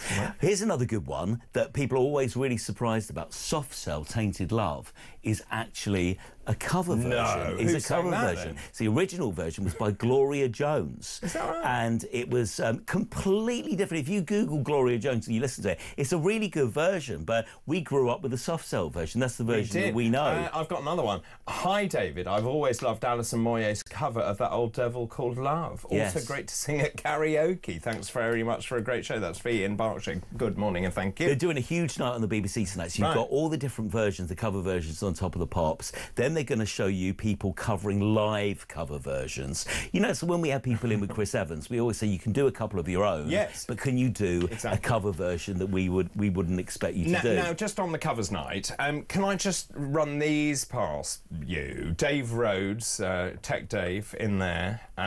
Relight My Fire, Take That. That's a great one. That is a good one. It's a really good one. Dean, If You Don't Know Me by Now, Simply Red. Yes. You like that one? Love that one. I'm a bit concerned about Tommy's, though. Ain't No Mountain High Enough by Jane McDonald. Of course that's Tommy's. It's right, of course it's Tommy. Tommy, that's a rubbish one. He never fails, Tommy. he needs his own show. He No, needs his exactly. own- He's tap dancing in there at the moment, doing Irish dancing in there at the moment, as we speak. It's really interesting, actually, because, of course, if you weren't around, you don't know which is a cover version, because, of course, it's the first time you've heard. Exactly. So you're going to do a really nice mix tonight of the original versions and the cover version. Very clever And what night. I time's think it'd that be on? great. It starts at 8:20 on BBC Two tonight. Also, good. something else I wanted to mention, because I popped down there at the beginning of this week, tomorrow afternoon on Channel 5, Inside the Tower of London. It's I one saw of the, your pictures. I went there. I did some filming for Chris Evans the other week, because it's one of the National Lottery-funded places where they had like an open week and people could go in at a discounted rate, and some venues are giving free entry in. But it's so fascinating. The Beefeaters, the history. There's London's most secret pub in there. I know. It's called The Keys. Have you ever been? No, but Spike, who was a Beefeater, took some of our colleagues actually there to to the pub. And you can only go if you're a beefeater. You can only go if you're signed in by a beefeater. There's beefeaters who work behind the bar. They take it in turns, or they only in their costume. No, out of costume. Right, yeah. They only accept cash and a price of pints under £2. Marvellous. Amazing place. I really need to go. We need to pause, go to a break, and then we'll continue after that. Steve, stay where you are. This is Weekend Breakfast. Good morning.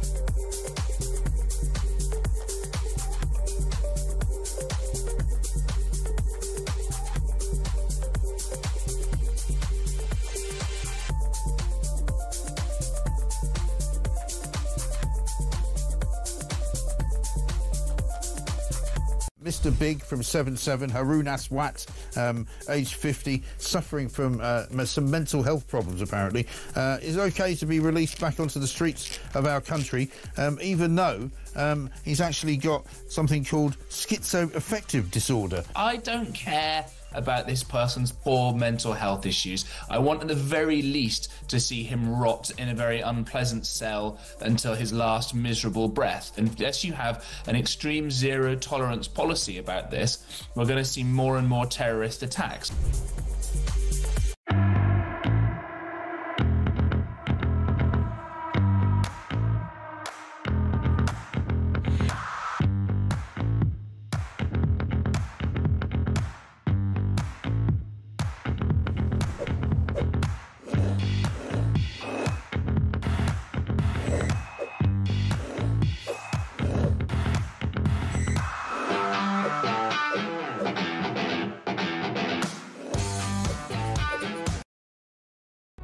Across the UK, on DAB+, on your smart speaker, on your smart TV, and on your side. This is Talk. Welcome back. Final part of Weekend Breakfast. Where did the time go? Ridiculous. Saturday, April the 5th. Steve Denyer joins me. This one. Can I go back to covers? Of course you can. Yes. Lots of those coming in. This has really made people go. Stereophonics cover of Handbags and Glad Rags. Love is all around. Wet, wet, wet. Originally the Trogs. Yes, of course. Then we've got First Cut is the Deepest was Cat Stevens originally. Right. Make Me Feel Your Love from Adele was originally Bob Dylan. Good. Yes. The Greatest Love of All by Whitney Houston. Well, who was that then? But I don't know every single one of them. The Greatest Love of All by Whitney... George Benson. George Benson, Is that right? of course it was. Well done, Dean. Yeah. Can't Help Falling in Love, UB40. That's Lindsay from Preston. There you go. That's really good, isn't it? Yeah. There are lots of surprises, though. I love it when you're associated with a song, and then you hear another version, you go, oh, OK. Yes. I mean, you know, so Kim Wilde, You Keep Me Hanging On, was a cover of The Supremes, wasn't it? Do you remember? Yes, but actually Kim Wilde's version is better. Well, so she refused to listen to the Supremes version. Oh, really? So she did what she different. thought would be... Yes. It's very clever. She refused to listen to that because she didn't want it to sound like Diana Ross, you know, but absolutely changed that song.